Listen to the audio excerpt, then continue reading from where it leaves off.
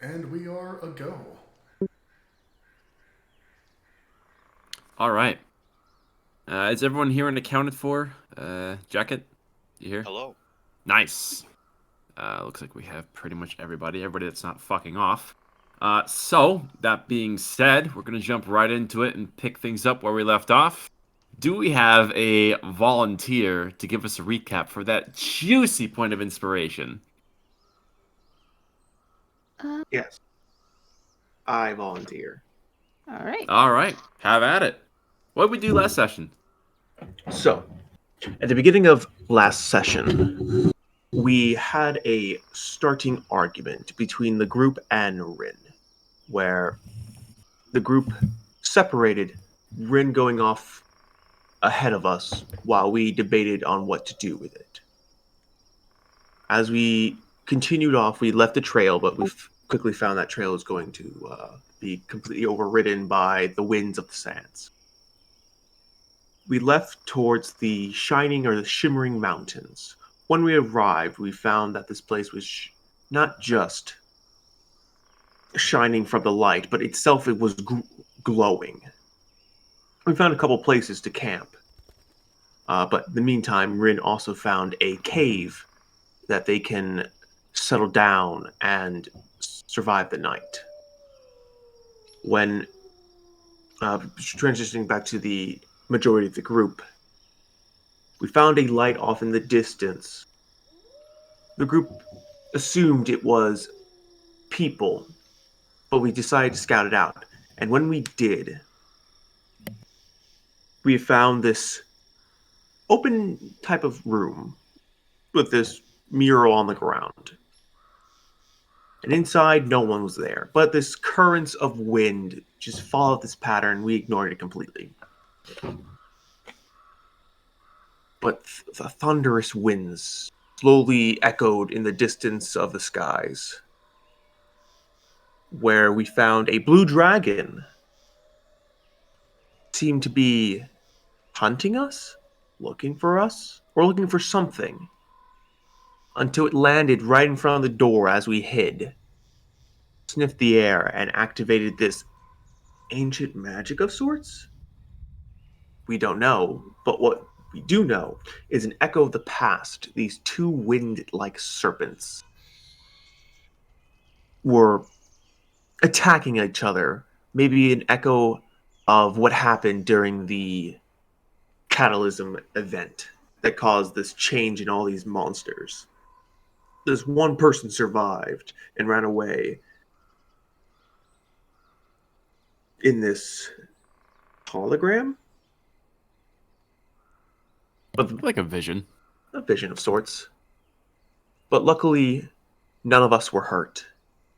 Rin was okay, and morning came. Rin then found a shooting star that was falling from the sky. Transition back to the main party. The party decided to head back to the tower to find Rin because we were not going to leave someone behind. And so we journeyed back to the tower, and with a good couple checks and high enough rolls, we were able to somewhat find the general vicinity of Rin. And that's when we consoled and reconciled our differences and headed off to where this meteor crashed. And when we arrived, we found someone who already beat us there. Standing atop this golem like creature,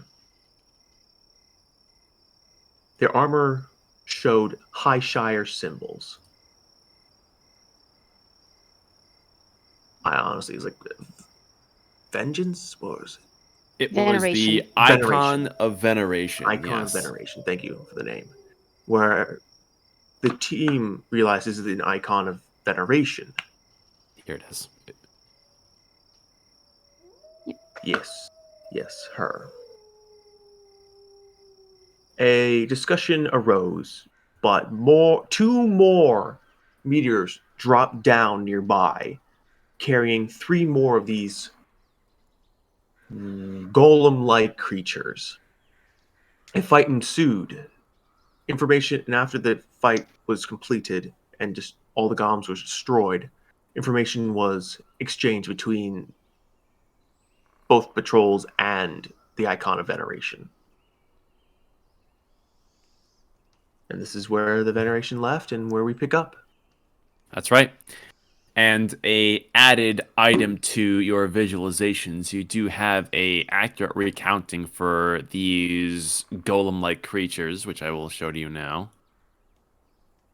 Given that you had a close encounter with them and dealt with them up close and personally. So you do have that for reference.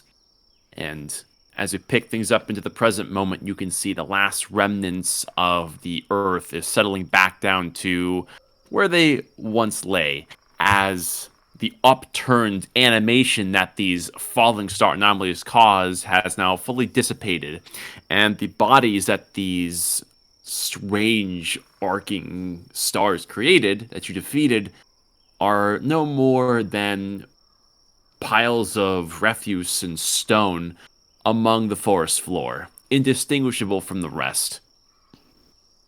So they didn't retain any of like the patterns that they had or anything like that when they collapsed. Nope, they completely disintegrated back into their natural components, leaving no trace. Well, that was weird. It's almost as if they weren't here. Well, it's hard to track something if it dies and quite literally doesn't leave anything behind. Maybe that's the point. Well, I mean, there's one place we could check to see, but Garrick just looks up. I don't think it's going to be very easy to get anywhere near there. No. Not without some help, at least. Well, we did what we were looking for, so should be heading back. Yeah,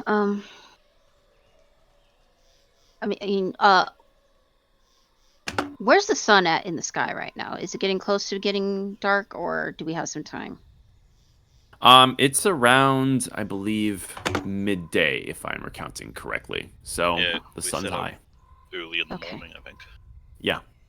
Yeah.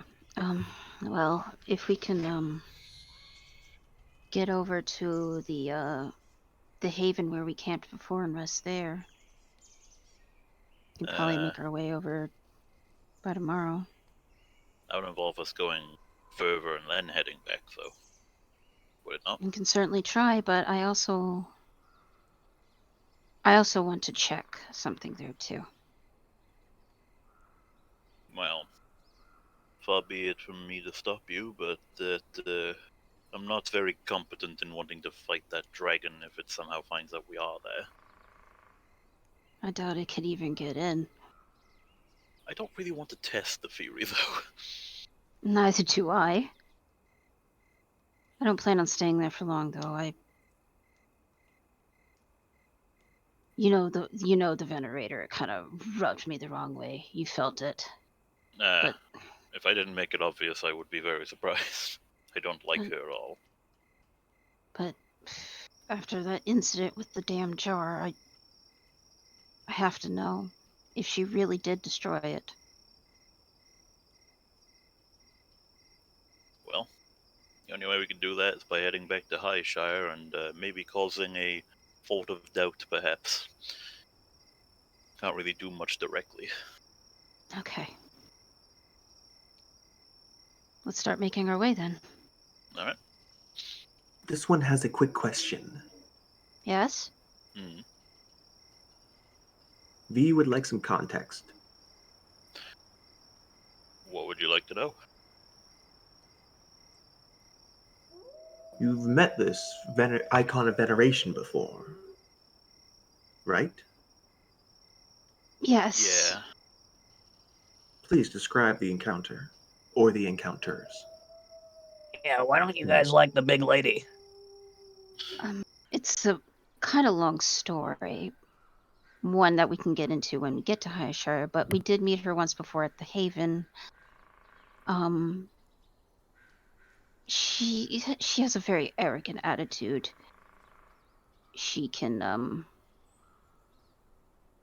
for whatever reason, she can sense cosmic energy, and somehow that doesn't sit well with me. You ever met your boss's boss and they turn out to be an asshole and not follow any of the codes whatsoever? Yes. That's pretty much what we're dealing with here. Apparently, the Venerator's exempt from Ah, the same rules that the icons of Zula are. this one does now kind of understand. Which, when we do get a chance to rest, gonna give myself a bit of rest and ask Inquisitor Akota at least one question before I fully rest for the night. Ooh. One more thing I need to do, actually, before Yes? we leave. And, DM, Yes. I would like to turn to the Shield Guardian All right. and walk up to it. Just give it a bit of a check over, make sure everything's okay for the minute, but that's not the important bit. So, I'm going to cast a spell on it. Okay. And that spell is going to be a 3rd level. Go And on. Okay. because it's a fun way to describe it before I reveal what's actually the mechanical bit behind it. So, Garrock weaves his hands a bit, and then seems to almost make a pulling motion from the sky and the ground. And from it, 2 sort of ethereal shades sort of start to take a bit of a shape. A half forming of something humanoid and ghostly, before suddenly they into the Guardian. I Oh. would like to cast a 3rd level, what's the spell called? I would like to cast a 3rd level Spirit Guardians onto the Golem, which the Golem can absorb and keep as an ability. Oh, that's such a good idea. Good call. All right. So, you would see that there is the mechanism towards the center chest, which is embedded within the more crude plating that you had adorned this construct in, that has a special reflective component, almost like a focus for which arcane spells can be stored.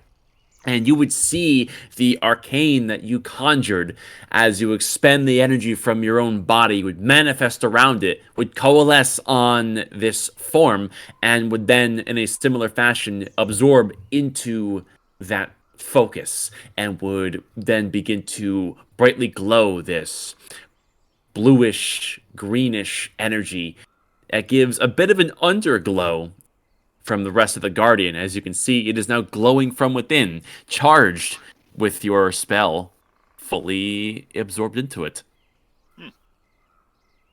Well, I didn't expect that to work so flawlessly. That part was put together well.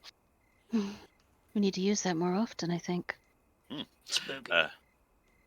Anything of, well, a significant power, anything that we can do at least, it can hold one of.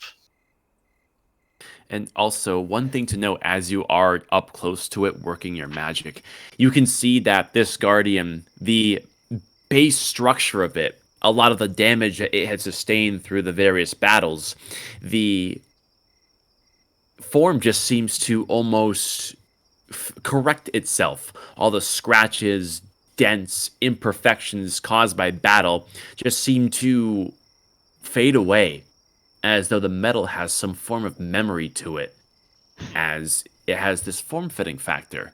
However, you would notice that with the crude plating that you have applied to it, which is a bit of a... It's sort of something you did with the best of the circumstances you had. Yeah. The damage it sustained on the plates is not correcting itself. You'd imagine that the patch job that you did to give this thing some sort of armor doesn't necessarily adapt to all the properties that it has. Suffice to say, there's definitely room for improvement. Oh my god. Let me in. Let me in. Seems to be holding up well enough.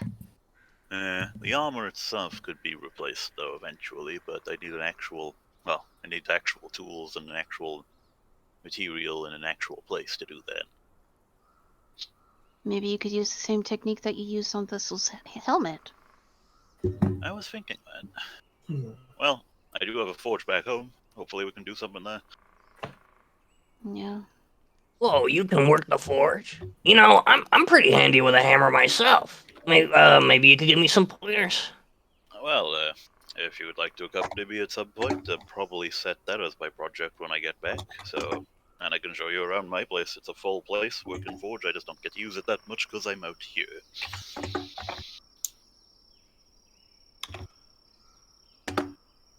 Hey, is my mic any softer or louder, or is it the same? Same. About the same. All right, good. Yeah. Perfect. All right. Anyway, Um, I did want to ask V-Man, while they're over there chatting about, I wanted to do something over here. Okay. Specifically, I did want to fish out my middle journal from the interior of the suit, go for the port, and get it outside. All right. You would do so as you would finagle this journal to the outside of the suit. Alongside the key. Easily done. I did want to open up and go to a blank slate, as it were, and quickly begin jotting down a bunch of information. Specifically using my arcane tinkering thing, which essentially just lets me touch something with a tool and slap down a bunch of words as an option. Ah, easily done. You would invoke that power within you as you would conjure the knowledge you wish to inscribe into the metal as you see the metal begin to etch itself in the dialect that you had designated. And for everyone else, you would see that Rin is a ways away over by a small flow of water that it seems to be. He seems to be hunched over, fixated on something. You imagine he's probably modifying his suit or doing something like that just by viewing his rear. But yeah, it's easily done, and you can see within a matter of moments, all the knowledge is inscribed into the metal. Yeah. So essentially, once I get all the info I got from the scroll, I'm moving on to add information to another page. Specifically, a personalized message to Corral that I suppose I'll keep between us for the sake of it. And I imagine I'll send you that later. So, Okay. doing that, then closing the journal, relocking it, and once again, etching something onto the cover, specifically in that language, open when you are ready. And with Thank you. that done, I'll go ahead and hand it alongside the key off to Seeker. Okay. You would see a mechadendrite arm that would clasp along the edges of the book and would take both. And lastly, while simultaneously giving Seeker his new job, I am casting through him. Let's see here. I just need to find it, because holy shit. This.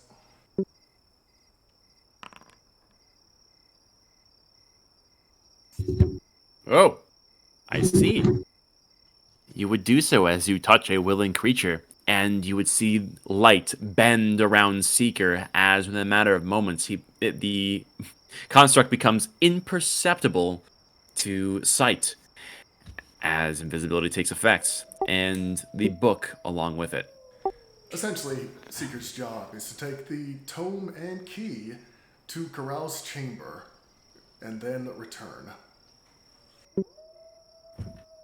All right, and you're sending this off towards the pillar. Yep. Are you done over there? The lake can't be that interesting. Yeah, I kind of, because I was just about to approach Rin, and then I see Rin basically doing this thing with Seeker.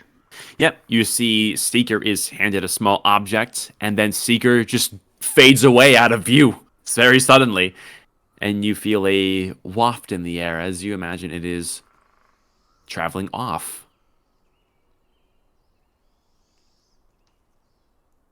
And I will start approaching. You alright? As well as I can be, given the circumstances. Expect it to happen overnight. Healing takes time.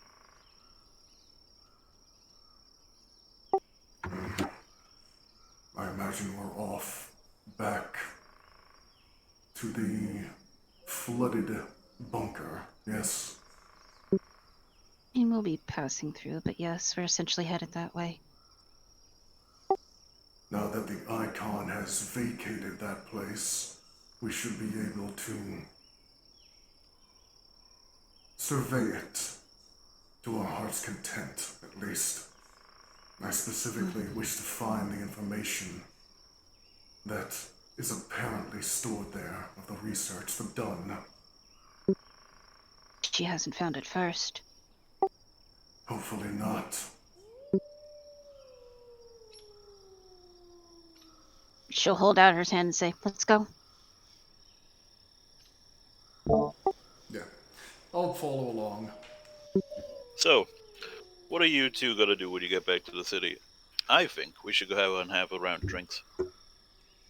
This one definitely likes this one.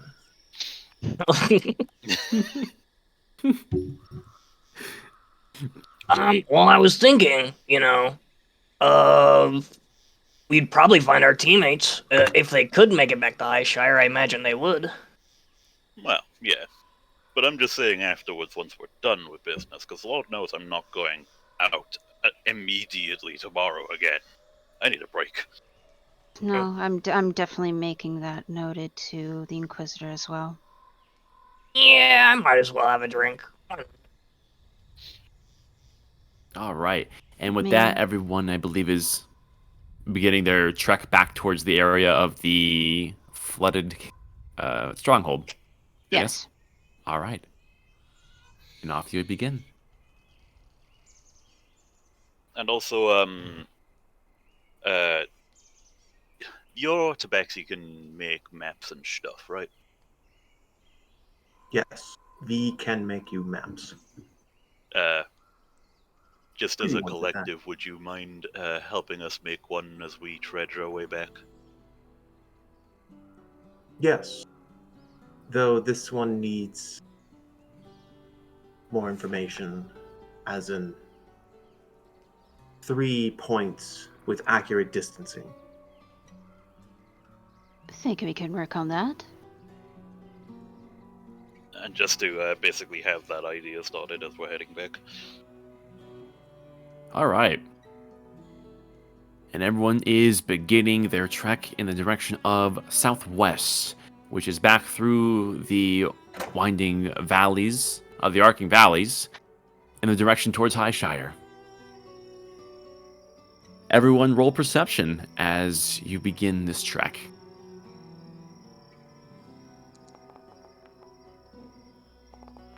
Jeez. Slightly below average roll.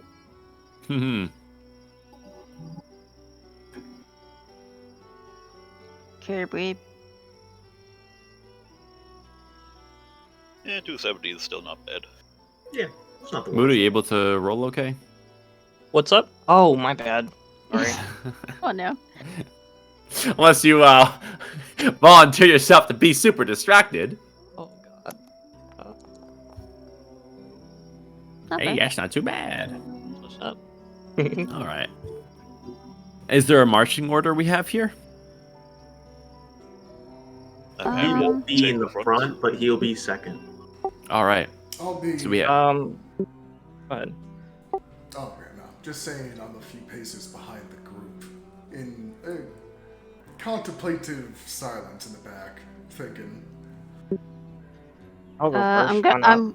I'm gonna be right next to Ren, but I'm not saying anything. I guess V will be in the front then. All right. And the shield guardian would stop alongside Rin as I believe Rin is still the holder of the amulet. Nope. No, No? Garrick is. Garrick No. does. He has Oh. every single magic item now, as his part wanted all along. That's right, forgot about that. As Garrock, you would feel the shaking of the earth as the Guardian is following alongside you. As subtle as I am. Perfect. Oh, yeah. And traveling along for about 10 minutes with Vishanti and Garrock at the head. You would see it first. You would look overhead, and there would be a white light breaking through the clouds. You would look up and see there is another falling star coming very quickly into the general vicinity. And before even a few seconds' time, you would see it arc a bit past you, maybe half a mile at the most, and would impact a nearby cliff. This was pretty close. This is the closest you've actually ever seen one of these things land.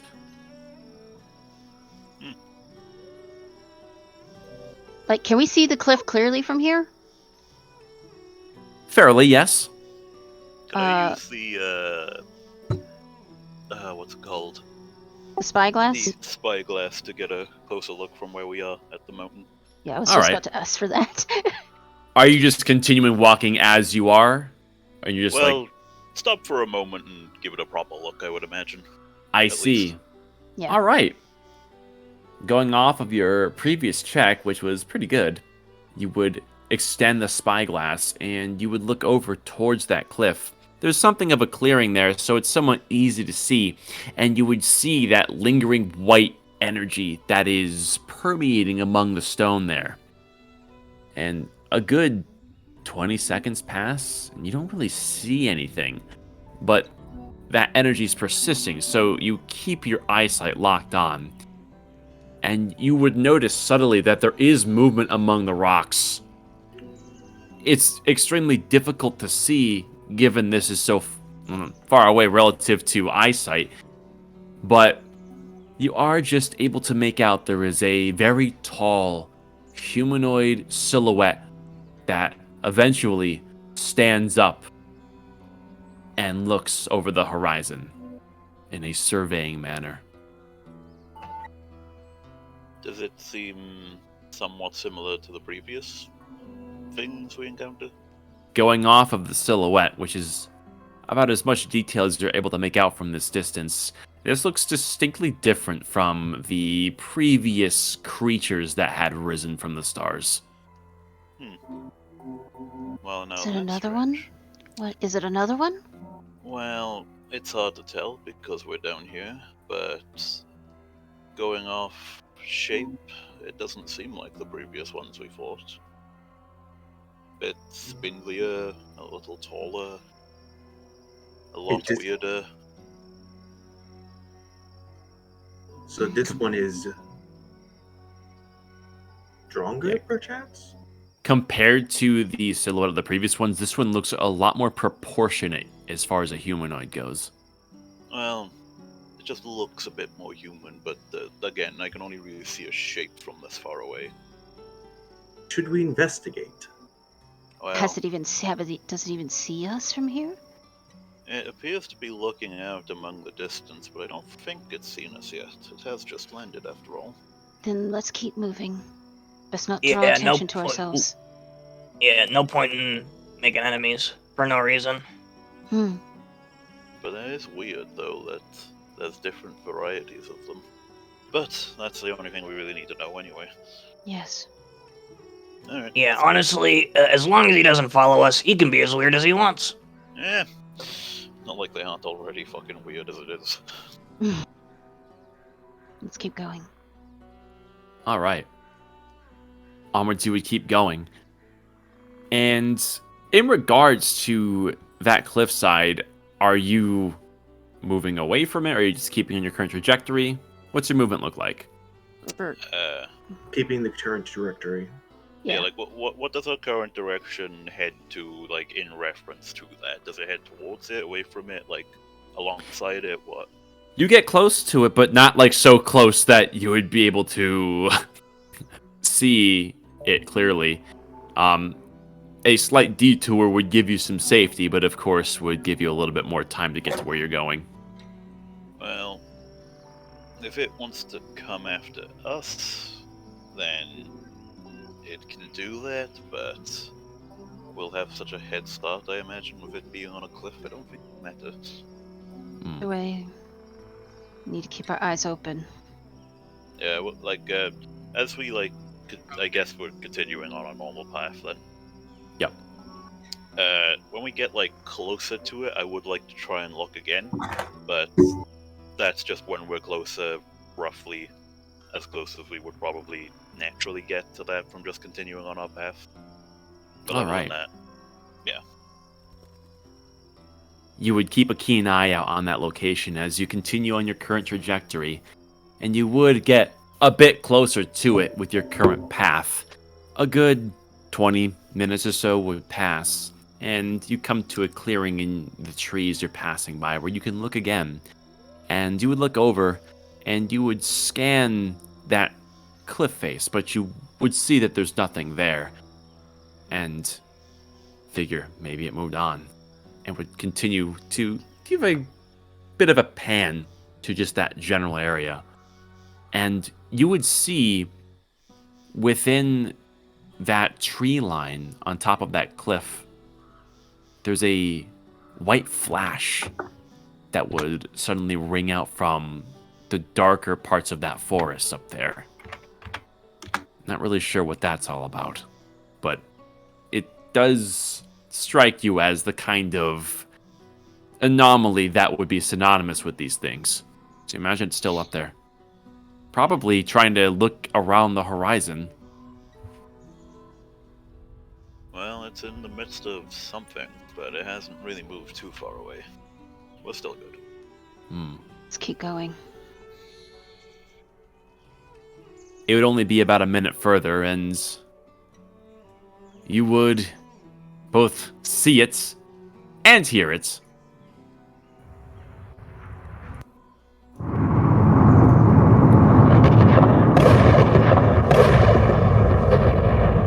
As much closer than the first one that you had been observing is two additional arcs of white star-fallen light, as within probably just over the hill there are two that descend to Helios, and there is a very notable clash of sound, almost like a thunder strike. Not as deafening as the ones that landed next to you, but they landed pretty close. You're not really sure if you might have been spotted or not, but they're nearby. I'm pushing Garrick along. Move. Well, we Could I second wind real quick? Sure. Yeah. That would be the time where we'd want to be stealthy. Yeah, can I make a stealth check? All right. Is the party as a collective going for stealth? Nice roll. Seems like the best Ooh. idea. Ooh, nice. All right. Seeing that there are repeated star-falling occurrences that are very close now, everyone decides to use stealth. Let's see. 2 19s, nice. Hey. Disadvantage if you're wearing heavy armor. Still, 19's pretty good. Not bad.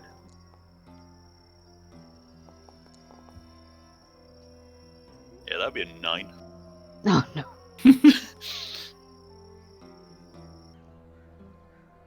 You would avoid any clearances and would stick to the trees, as well as tall grass, rocks, anything you can use to keep a low profile.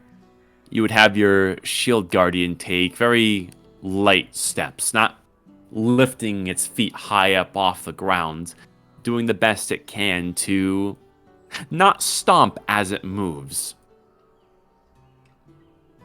And you would continue forth with your heads on swivels, keeping an eye out for anything that's unusual. You would continue in your trajectory, and you would go this way for about another 10 minutes. When there would be something curious that would catch your eye. You swear within maybe 100 feet or so, you can see movements in the bushes ahead.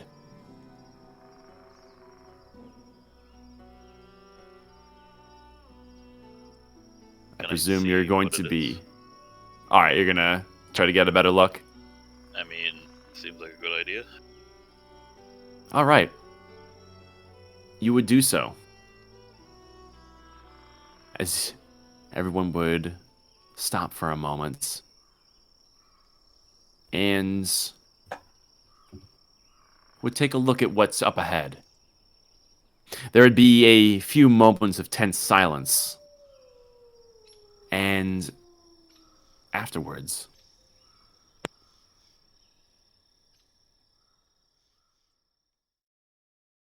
we'll let that load for a second. Mm.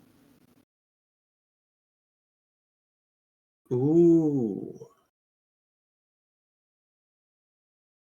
Ooh, this is a long map.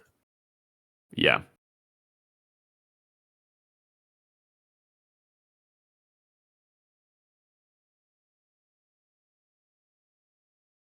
You would all take cover, having stopped in your tracks, given that Garrick had signaled that there's something there. Just to the far side of a stream, you would see something emerge from behind a tree and would stop in the middle of this grove stream.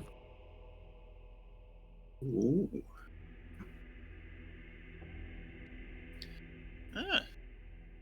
Ah, that's new. It too has its head on a swivel. As you can see, there is the trademark starlight trail coming from its back that is shooting upwards into the air. And there's a bright white light that is being projected out from its head, as if almost a spotlight. And it is surveying all around. It would kneel and look at the ground and would run these very claw-like fingers along the dirt as if it is attempting to inspect it for signs of a creature passing by. It's looking for something. Rajanti, amazed, takes out his painting set and begins to paint this creature. This is not a good time. We gotta put the hurt on him. He's in our way. Up. Anything stupid.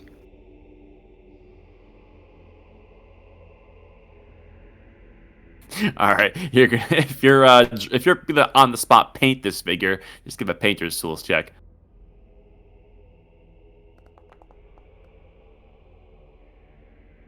You managed to get down the details.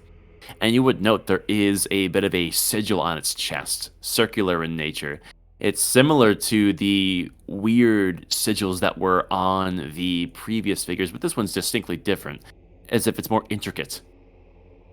As if it's a higher rank. The way I see it, it doesn't see us. We might as well get the drop on it. We don't know what it's doing. Look, if the last time it immediately started attacking us, this is going to be different. Say don't start a fight we don't want to finish. Just keep moving. It's gonna gesture to the big ass fucking thing that's standing next to me, like, how's this gonna stealth? I mean, honestly, if we can get away, we might as well. Oh, we could just take the surprise we're given. Don't even know what it's looking for. Listen, I'm down for whatever. Just, you know. Our purpose is to gather information. Shut up, observe, and wait for it to move on. It's gonna attack us first. Got it. Yeah, just keep my eyes on this this creature? I'm gonna hold an action. All right. Which action would that be? I would like to hold action a guiding bolt for when it inevitably decides it's going to attack us. All right. Are you prepping and holding, or are you just like being ready to cast that upon cue? Because there is a difference.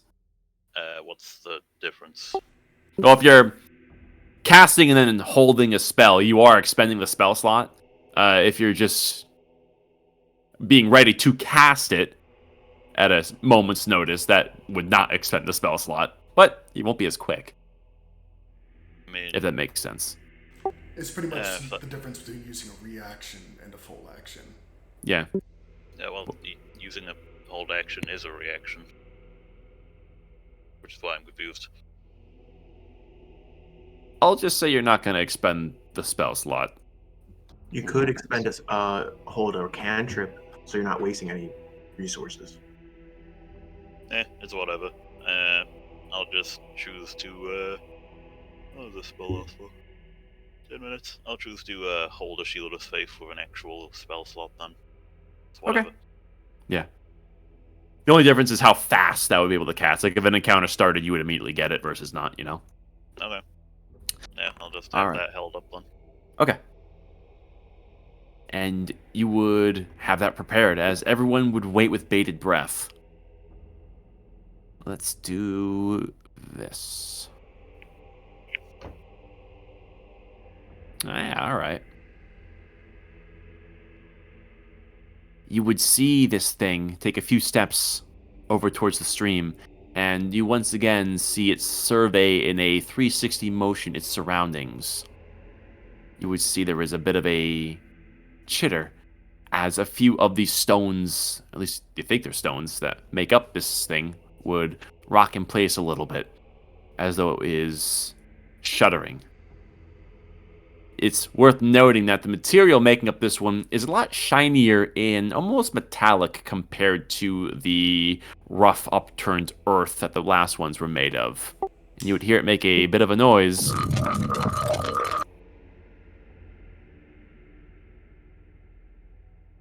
And in a single bound, it would clear the stream and would continue stomping down and around here, and is further surveying the area for a few moments. Which direction do we need to go? In the direction it's going, you need to go southwest. And it's heading basically directly south right now. So, more or less, you gotta be over, like, here is your current trajectory. This one can stealth over to it, attack it, and lead it into an ambush. No, leave it be. We have to get down there. It's in the way. Directly in our way?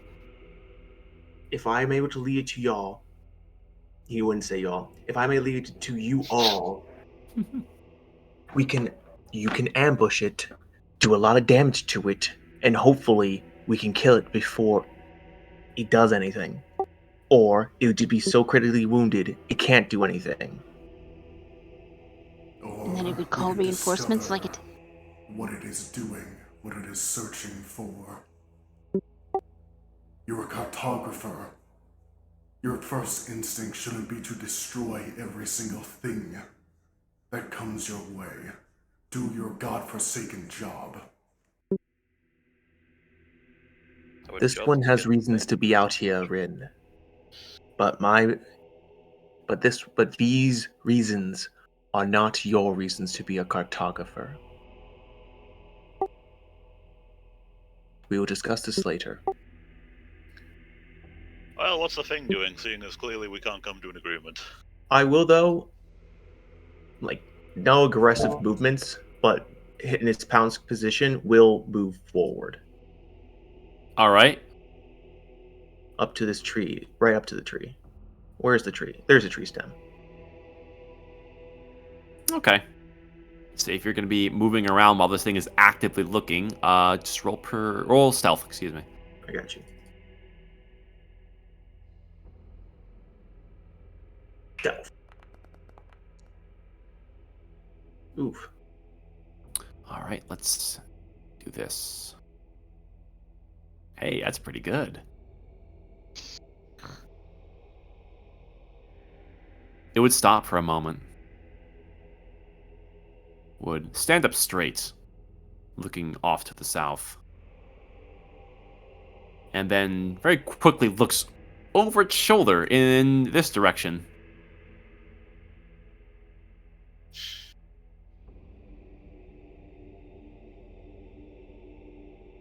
It takes a few steps this way. The minute Dagny sees it coming towards us, she just immediately is getting low, almost prone. And low you would go. You're in shrubbery as well as tall grass, so you do have the cover to support your movement.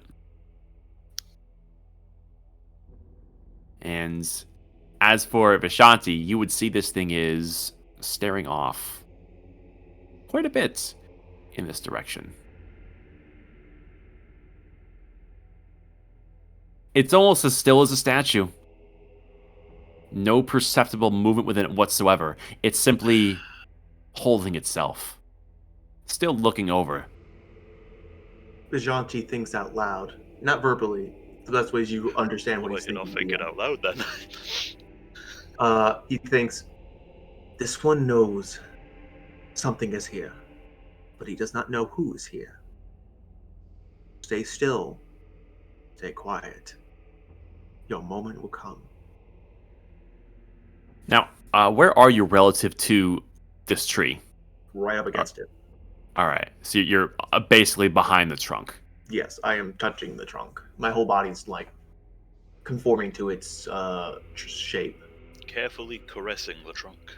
Carefully, careless whispering the trunk. God, Okay. Get your winker out of there. Lord. They don't call me a tree hugger for nothing. Guys. You would see this creature would take a few careful steps over in this direction. And then would stop again and would look over its shoulder in a number of directions. As though trying to seemingly inspect the surroundings to see if there's any perceptible reaction to its movement. It would carefully raise up a hand and would hold it there as it has been for a few seconds. Off in our direction?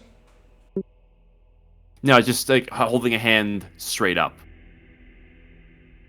And with that, it would move its hand very quickly as if flicking its wrist, and you would see it disappear into a puff of mist and would reappear right here. And for the arcanely inclined, you would recognize that as Misty Step. Vishanti, make one more stealth check for me. I got you.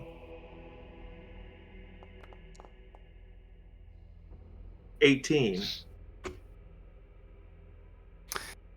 Let's see.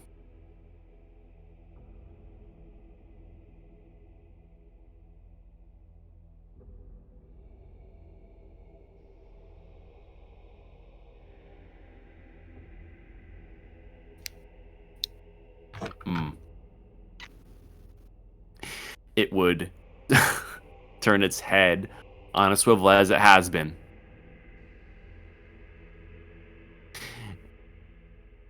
And with you, I imagine you would be right up against this tree trunk. We have to shift a little bit, not expecting the sudden movement, and would go ramrod stiff against this tree trunk, holding your breath to the best of your ability. It would be still for a moment. And then, as though with remarkable speed, its hand would fling up once again, this time directly in your direction, Vishanti, as you hear, Shit! make a dex save. Well, Oh! we should have just attacked it when we had the choice. There we go. Or not moved up. And get at this. Oof. So, combat it Where is. What I needed you.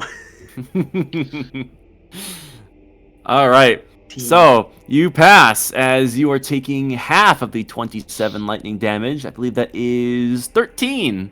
Yeah. As a lightning bolt would clip the tree and hit your shoulder, shooting off into the distance as the loud, thunderous crash would echo along the trees as it very clearly knows you're there. Roll Mhm. for initiative. Fuck. Are you a rogue? Somewhat. Oh. My Never class mind is the child of a rogue and a monk. Oh. You don't have a Essentially. dodgy thing? Not yet. Ah. Boo. At that higher level. Well, this is gonna be funny. Cobweb All right. coming in clutch. Alright, where's my token? Go start initiative. Oh, my Pog, let's go. lord! Hey. I've been waiting for this moment. I was ready. And I believe my Shield of Faith goes up now, right? Yeah, so that goes up immediately because you held it. So before this turn even begins, you would cast your spell. Fantastic. And I get a roll for the Shield Guardian too, I think. Let's do that. Yes. Yeah, we'll just say it has its own initiative, given it's not like a follower or Oh, anything. let's go! Oh, Yay. look it's at gonna be you. we're going to Pound Town. Let's go, baby! You would look on as this creature is deadlocked on Vishanti, the tree, and Vishanti's shoulder smoldering from the crackle of the lightning bolt that it just cast. Garok, you're up. Alright then, I need to look the spell score real quick. Okay. So I believe, funnily enough, the Shield Guardian can just activate the spell store, if I'm not mistaken. But I'll get to that when it's written up. For me, we're gonna kick its ass. So, yeah, I have that up. I'm gonna make myself known because that's just fun, and I'm gonna have to cast spells anyway. So let's see, what's the distance from me to it? 30 feet, exactly. Perfect. It's clobbering time. Where is my movement? There it is. So yeah, I'm just gonna move up to right about, let's say here is a good place. All right. I'm gonna use my bonus action to cast Spiritual Weapon. And slap it right in its ugly face. I'll miss entirely. We can do that too. That misses, but we also have Toll the Dead. All right. It Uh, makes a wisdom wisdom save. Excellent. Let's see how it does. Hey, it fails. 15 Nice. necrotic damage. All right. How much are we talking? 15 necrotic damage. I see. As it would take the 15 damage, and you would see it kind of rot a bit of this lichen that is clinging to its form. You would see your spiritual weapon going for a swing, and it would bring up its shoulder to interpose it and almost bat it away harmlessly. And then I'm going to do the universal language for come at me by just doing the finger thing of, just the hand motion of come over here. It sees you, as its glance would change from Vishanti to you, acknowledging that you're there now. It's the Guardian's turn. Ah, it's Guardian time. Right, let's see here. So, how does the Guardian use the spell it's stored? Let me pull that up. It's pretty much Well, just Yeah, Spirit Guardians is an area of effect. No, I mean, but how does the Guardian have it activate around it, is what I'm asking. Does it take Oh, like, an action okay. or something? When commanded to do so by the wearer, when the situation arises or is predefined by the spellcaster, the Guardian casts a stored spell of any parameter set by the original caster, requiring no components. When the spell is cast or a new spell is stored, and previous spell is lost. So I guess it just uses it, and it just happens. Yeah. Okay. So, the Proto Shield Guardian going into combat is going to have these, the Spirit Guardian spell activate, I guess. Ooh, And, all right. This is gonna be one hell of a sight, right here. Because now I get to describe how I run in, hit it with my own spells, try to slap it with my own magical hammer, and then the Proto Guardian, like, don't come near me or my son ever again, comes up right after me. And as he runs up, suddenly, instead of there just being one Proto Guardian, its spell activates out of its chest, and from it, it is pulled a little bit one way, and then pulled a little bit the other way, and just like a like tears in reality almost sort of form. And out step 2 spiritual guardians, and I have an image for this that I would like to post because it's fun. All right, you can post it in Discord. Let's see. Would that general chat work? Yeah. And just these 2 etherical angels just come out of it. Wrapped in a little bit of chain, mostly like they've been burnt to cinders, but glowing with this radiant fire. And definitely, weirdly, but definitely celestial. Ooh, very well done. Now remind me, you said there's 2 of these? Spirit Guardians makes 2 of them, I think. I will create. Spirit Guardians. There we are. The indications of where they are. Yeah, I don't think they could take damage or anything, but they just flit around you. Yeah, you call for spirits to protect you, they flit around you for a distance of 15 feet. All right. I mean, Not really 2 little square things. It's a radius of the yeah, it's a radius of 15 foot from the creature. Let me see. Just ping where you want the 2 to be placed within the range, unless that's fine where I put them down. I'm just gonna put that up, but basically the Guardian will have a 15-foot radius. That's something you can do. All right, hold on. Let me read this for a second so I'm not mistaking anything.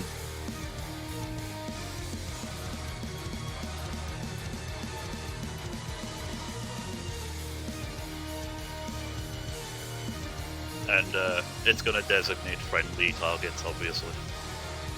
All right. Your mic is super quiet, and I have you at 200%, so I'm trying to hear you. Give me a second. Oh, really? That's weird. The volume mixer refuses to show. That's great. God damn it. Shouldn't be the case. That's weird. Okay, so this is a 15-foot. Let me see. Around you to 15 feet. Okay. So they're floating around the Guardian. Is that okay? Yeah. Okay. And where did you want them? Is this fine? Well, I was gonna have that happen, and then the Guardian's just gonna move up right into this guy's face, basically. So okay. He's gonna be in the area and have to make the save. All right. Do these move with him?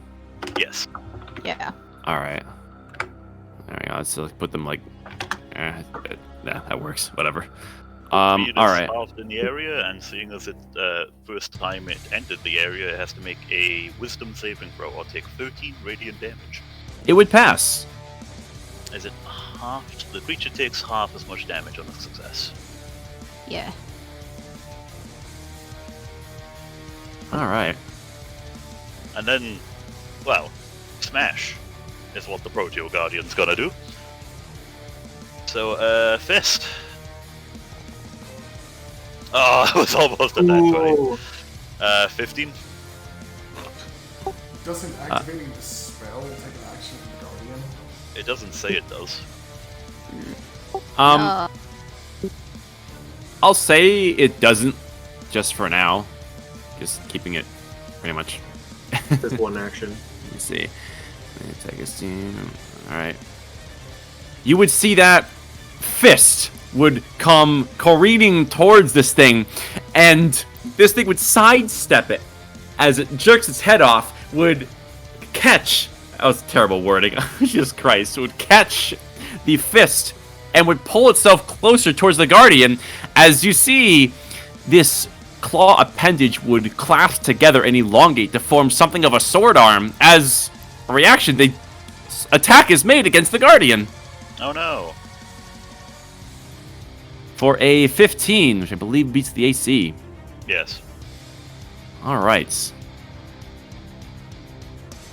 the Guardian takes 7 slashing damage and 17 force damage. So it's 23 in total. Damn! Okay, that's fun. Right, how do I take it out of the Guardian's health? You can double click on it to bring the sheet up, and then you can just, like, if you look at, like, the two, like, there's the 60 out of 60. You click on the left 60, and you type -23, hit enter, it'll automatically update. See? There it goes. That's how I update mine. It's very nice. Yes, it's very cool. Yeah. All right, cool.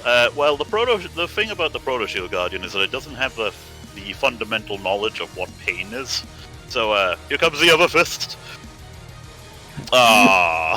It would dodge the second one the same way, as this is quite the combatant, as it turns out, despite all odds. Well, that's fun, isn't it? Vishanti, your shoulder's smoldering. Don't take your eyes off your hunter. As I'll use my movement action and my bonus action. No, just my movement. As I rush forward, I'm gonna make 2 attacks. Let me just Okay. here. Ooh, there we go. Oh! Oh! Damn! It's gonna be one of those combats. You would rush forward with your dagger held high for getting to the edge of this stream, unaccounting for the loose earth as you trip as the earth gives way, messing up your first attack. But then you would get down on all fours and would use that posture to pounce with the second attack hitting, as it takes the 6 piercing damage. Give me a sec. I'm using a drone point to use quick attack with it, which is an extra 1d4. 8 piercing. Damn, it's gonna be one of those days. As I use the remaining movement I have to jump over All right. and move across, and then bonus action, dodge. As leaping over the stream, not wishing to get wet in the heat of combat, you would land and are full of adrenaline, ready to dodge anything that'll come your way. Rin. I'll go ahead and move up over to here. This big old red cat. Then, taking aim at the creature, I'll cast the good old-fashioned Tasha's Cast of Proof. Nice. All right. For some reason, it wants a line, even though I can't turn it. You can just get rid of that. This is a first level spell. Yeah. Yeah. All right.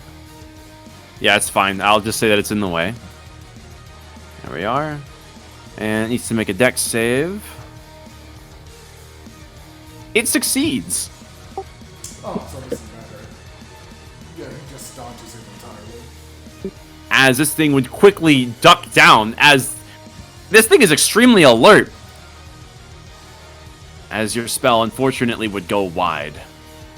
Let me delete that thing for you. Nice. And that's my turn. Seeker's away. Seeker's away. Dagny. Okay.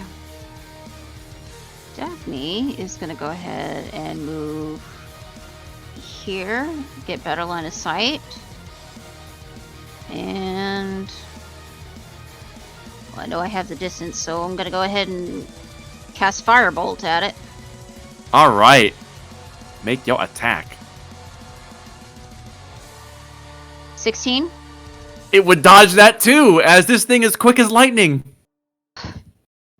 Oh my god, it's gonna be one of those. Yeah, she's taking cover behind the tree that's right here. God damn it. Perfect. I believe that gives you 3/4 cover. I mean, these are big trees, so we'll say yeah. Yep, you are currently behind cover, which brings us to its turn. It would take a step forward here, looking down at you, Garrock. Bring it on, you ugly fuck. Oh, it will. as it is swinging at you twice.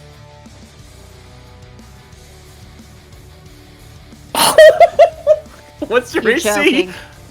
My AC currently is 21. Okay. Well, the 18's not going to hit, but the crit will. Boo! Oh, shit.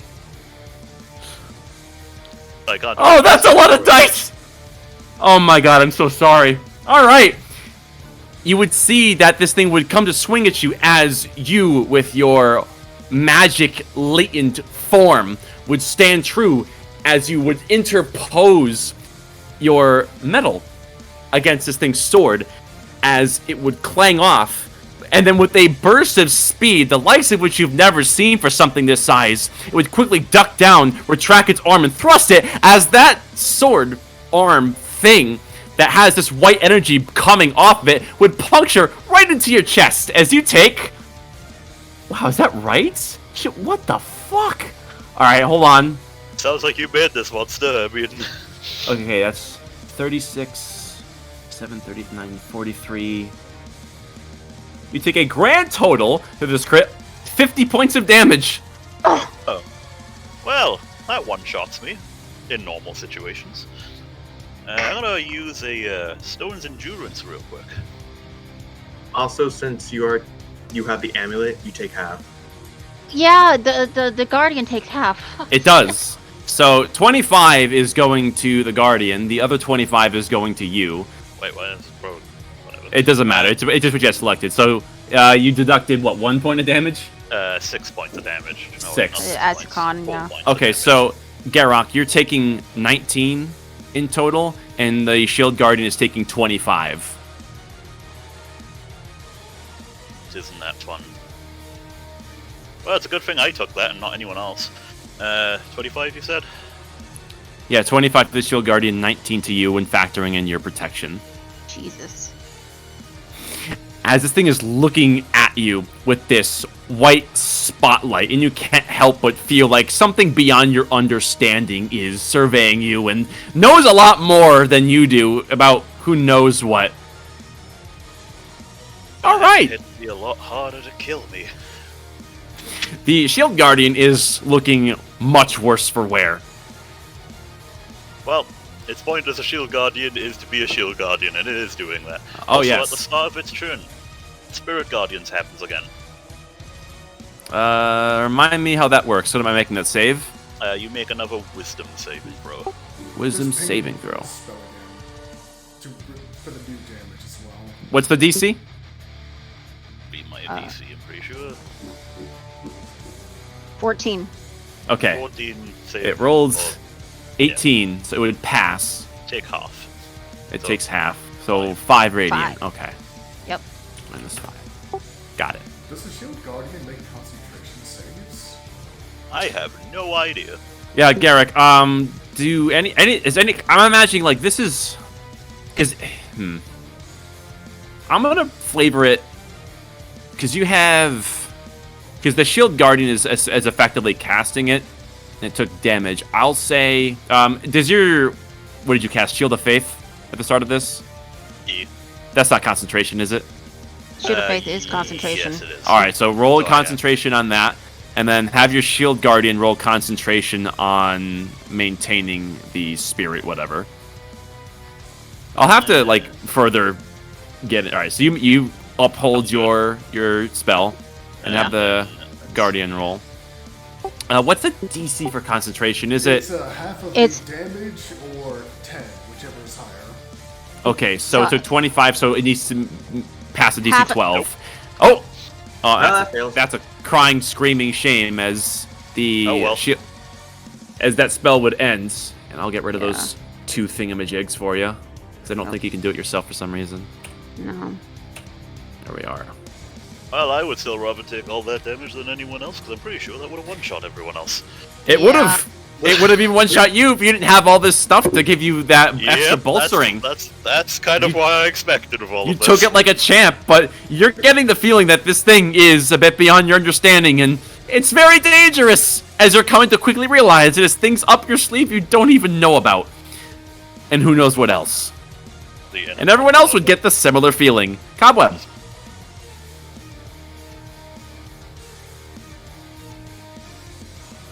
Is he alive? Oh, Bob. Muda? Uda. Hey, my mic was muted. My bad. Ah, there you are. I'm going to use my second mountain rune to become large. Okay. Hmm. Let me throw some numbers. As you would tap into your room and rune, and you become big boy. Big gobby. Alrighty. I'm going to move 30 feet down here. And what is it? This mushroom right here. Would I pick that up and chuck it at it? It's a big squishy mushroom, but yes, you can do that. Yeah, I'm gonna do that. All right, Alrighty. you would pick that thing up and just lob it at it. So I believe that's an improvised weapon attack, which is d20 plus strength plus proficiency. So I think just strength plus It's proficiency. a thrown weapon. For Yeah, which for you is d20 plus 6 plus 3 plus Okay. So you can roll d20. I'll factor in the 6. Okay. I'll show you how to do custom stuff later on. That's a 23. It hits. And Jawohl. just throwing this big squishy mushroom at it. Yeah, that's a D4 plus my strength, which is plus. Yep. Oh, whoops.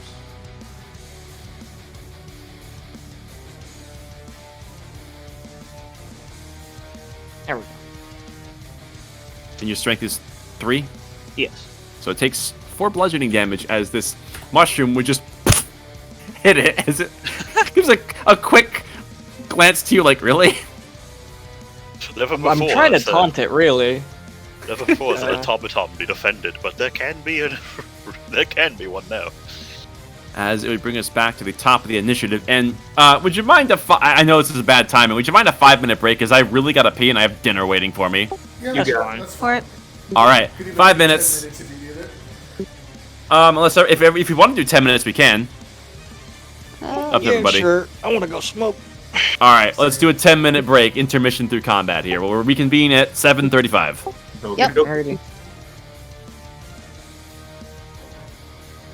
I'm in danger. My lord. Oof. Fucking told Joe to leave it It's alone. gonna be one of those days. I still think we should have just gotten the surprise on it. Yeah. Like, I feel like the deliberation between fleeing and not fleeing was the problem here. All it shows is that we are, as a team, not on the same page. No, not in the slightest. Come on, people. We're on Like, chapter 7, not chapter 8. I don't have enough spell slots for this shit. Yeah, neither do we, but funnily enough, I feel like trying to stealth away was not going to work out for a few members of the party. Next time this sort of situation arises, I'm just going to take the free hit on a turn.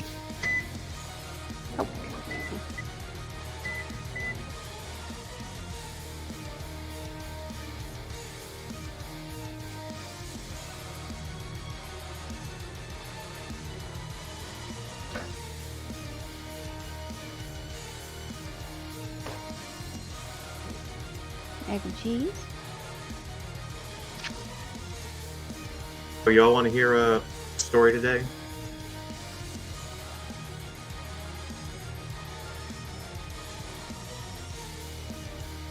Take the silence as a no.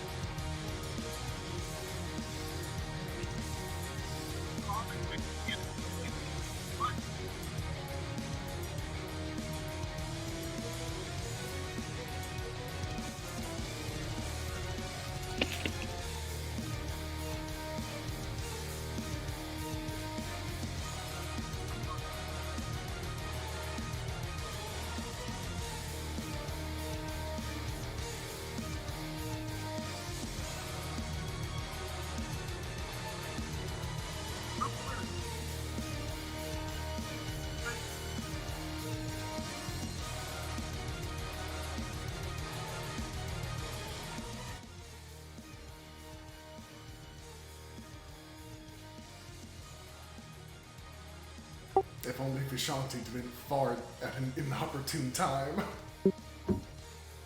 What? That's how it found you. You farted and it hurt it. Like, what's there? I've been holding it all week. Jake, I thought it would be funny.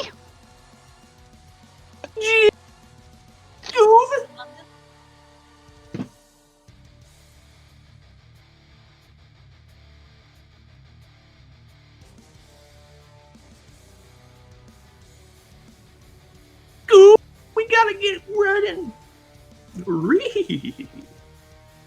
Jeez. You see, this is why you don't touch the wildlife. I didn't touch. I was just looking. You were molesting that tree. It took offense to that. Oh And I took no! it personally. Then you know what we should do then? We need to build a parking lot. Yikes.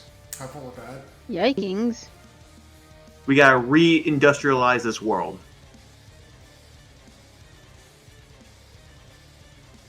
I mean, that's kind of what we're already doing.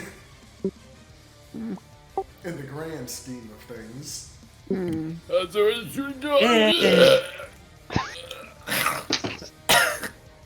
God damn it.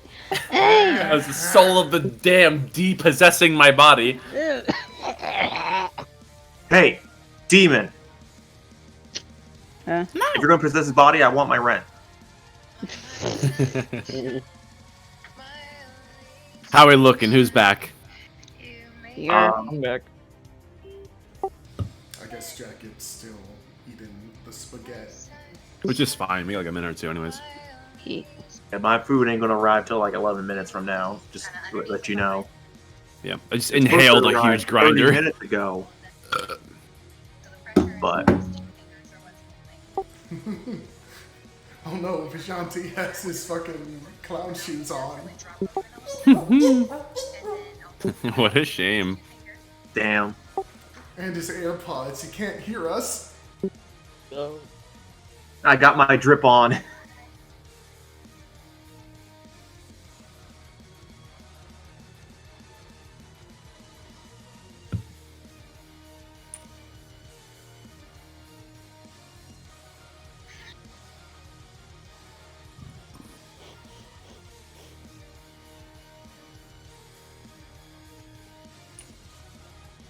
From how you've been describing it, I'm just imagining there's some entity out there, like an arcade machine controlling this thing. Mm.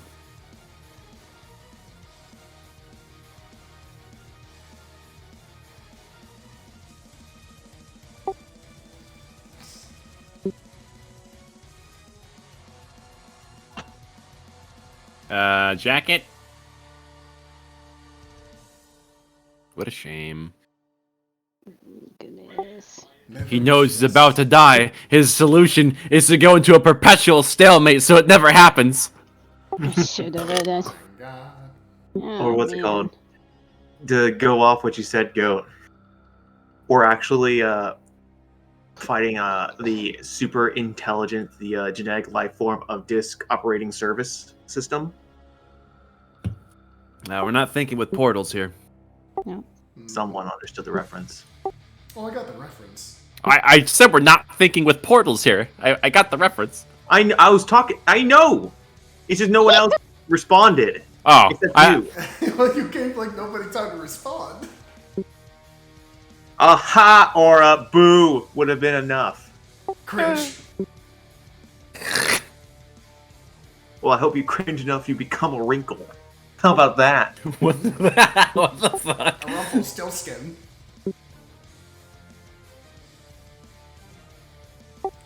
Alright, so I guess Jacket or Garrock skips his turn shitting his pants.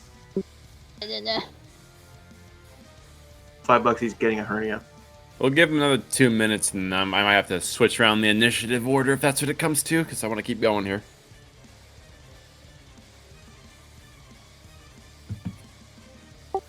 The mushrooms down south are upside down. No? Oh, look at that. It must be Australia. Yeah. I can't What is believe my you driver? crossed- My driver is making questionable turns. All right. Turn it off and on again. I don't know. They went east, which increased the time it would take for them to get to me by like 10 minutes. So I'm assuming they went on to 376, which was a Alright, we're dumb good. idea. We're gonna alternate the turn order here to keep things moving the fuck along. Garrick and the Proto Shield Guardian will go after whoever's up when he comes back. Vishanti, Oh, yeah. you just saw Garrock take one hell of a hit, and Bonk. Shield Guardian's looking very weak. I'm going to rush up. Free action, take out my other dagger. Okay. Jump over. Boom! As I'm going to make 3 attacks. All right. First one will have quick attack, and the second 2 I'll expend 2 adrenaline points to add quick attack. All right. So this is going to Make your attack rolls. 5. So here we go. It's going to be 1. That's a miss. Ouch. Does an 18 hit? And 18 hits. Yes! And this Oh! one... Wow. Oh! This one, sadly, does not get a +5. So it's 5 because damage. it's my bonus action attack. But that's still... What? 5 damage from the 2. dice. Yeah, it's 5 damage Yeah. total. So, Damn. So 13 damage in 12 damage total my entire turn. 13. All right, your entire turn, 12 damage. Wait, question. 8 plus 5 is 13. Wait, question. I'm done. I'm Does seeing 8 flanking piercing in your damage. campaign have advantage? Huh? Does flanking in your campaign No, have advantage? we're not doing that. Oh. Damn. All right, so the 18 hits, I'm seeing... All right, wait, hold on a sec. What the hell's going on here? That's crit you just rolled. Was that an accident? No. No, No? that's his bonus action attack. It's his Okay. offhand, so it doesn't get All right, his so on. you do 8 damage in the first attack and then 10 in the second, so that's No, 18. I Where do you did think that's roll 5 from? damage because bonus action attacks, you don't add your dex modifier or strength modifier. Ah, okay. So Unless that you fir- have the weapon fighting style 2 weapon fighting. which I then adds see. Okay, Yeah. so 12 damage total, you Yes. said? All right. 12 damage 13. total. 13? Yeah. It's Alright. 8 plus 5 is 13. Oh. Got it. Okay. There we are. And as you would connect with it, this thing would whip around within a fraction of a second in response to your blade breaking through its hard exterior as there's an attack coming your way. Oh no. I should have dodged. That's a 25 to hit. That hits. You take a grand total. Alright, so you're taking 6 slashing and 16 force damage for a grand total of 21 points of damage. 21, it's 5, so 20. So that's As it uses its own momentum of spinning around to slash the blade through your chest. And you feel this sting as this white ethereal energy comes off of the blade and further shoves open your wounds.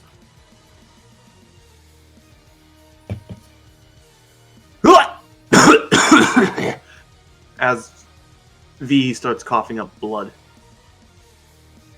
Because that was one hell of a hit. Alright. Anything else out of you? No. Neat. Alright. Jackal, are you... Or wait, no. Jack, are you back? Maybe. Alright. We skipped over you, so you can go now. It is your turn, and then the Shield Guardian will go, and then we'll go to Ren. Okay.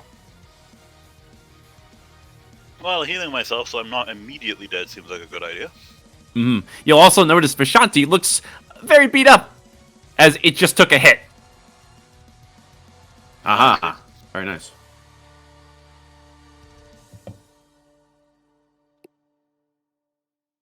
Neat. I'm gonna heal myself and make it seem like almost taking no damage whatsoever. And then I'm going to smack it in its own ugly face. All right. Make your attack. So, I'm just going to roll this manually because it's easier than doing the whole spell again. You do you. It should be +1. For a lovely 1d8 plus 3. Well, 6 force damage. 6 force damage, you said? Yes. All right. It would take it. And that's my turn. Shield Guardian. Shield Guardian's going to try and punch it in the face again. All right. Does Go for it. Regen 5 health at the start of its turn? I got it. It's supposed to. All right. Oh, you got it. Thanks. That first attack misses. Oh my he's God. rolled. That second buddy. attack misses. The bulky Shield Guardian is just too slow for an opponent like this.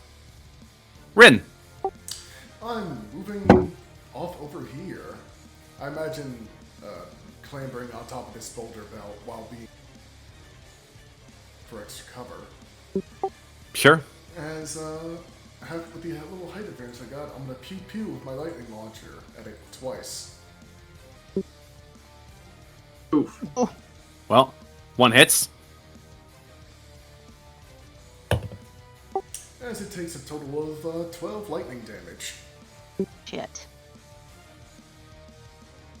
All right. You're definitely breaking into this thing now. You can see that finally a bunch of its carapace is beginning to crack. Dagny.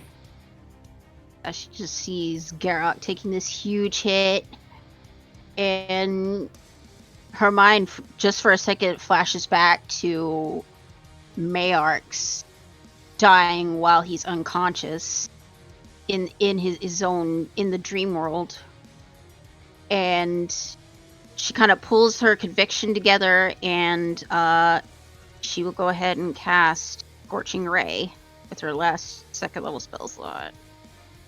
Okay. So that's 3. That'll hit. So that's for the first ray. Comes the second ray. That will not hit. Not hit. And the last ray. That hits. 18. Okay, that's 6 fire. That's a total of 12 fire. As your shots would puncture into it, as you're bolstering your strength using the knowledge you've gained from the Fireside Techniques tome to make your shots strike true 2 out of 3. Anything else? Nope, just taking cover behind that tree I'm next to. Which brings us I'm in danger. to the Conviction Avatar's turn, as it takes a step here. And you would all hear once again a crackling of power from the sword arm, as there is a deafening Garrock and Rin. Dex saves. Also, the Shield Guardian gets a free punch. Sure. Yeah, it did move. There's no reason for it not to, really. Does cover help at all? I imagine not. It's like, well, you saw what, for this, unfortunately, no. It is upcasting this too. Nope. Alright, so let's see. Dex check, you said? Yes, Dex save. I rolled twice accidentally, so ignore the second one. I think the 14 misses anyway. Alright, Dex save from Rin. Let's see. 10 10. will fail. What was your roll, Garrock? Let's see. Let's find out. 12. Yeah, 12. That's gotta be enough. So you both fail, as a mighty bolt of lightning is cast from the sword arm from this thing. As you both... Oh, I don't want to do that. No, you're not rolling your own dex save. You're not hitting yourself, dummy. As you both take 30 lightning damage. 30. I'm taking a lot of damage this fight, Yep. but I'm still standing, bitch. Let's go! You Woohoo! said 30, right? 30. Right. And I've been stabbed through the chest and now I've been lightning. Jesus Christ, how am I still alive? using its bonus action, the other arm becomes a sword, and one more attack is coming towards Vishanti. That is a 26 to hit you. Yeah, it hurts. You all take. All right. A grand total of 24 damage to you, Vishanti. I'm down.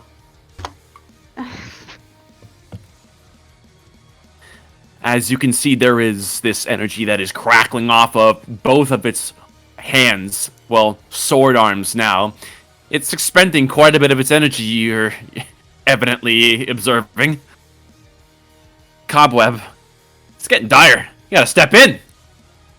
Welcome That's up. alright. He is within 30 feet. It's time to take him to Pound Town. Alrighty. I'm going to move into melee. First attack action is going to be a shove. All right. Here. And that's contested athletics. I got advantage because big. Yep. Well, I don't think it's gonna do too well against that, but let's see. Come on, Malma. No, it fails. Alright, he is prone. I will then use my next attack action to make a fist attack at advantage because he is prone. I can't do anything special with this one. I used all my runes. All right. So making that fist attack.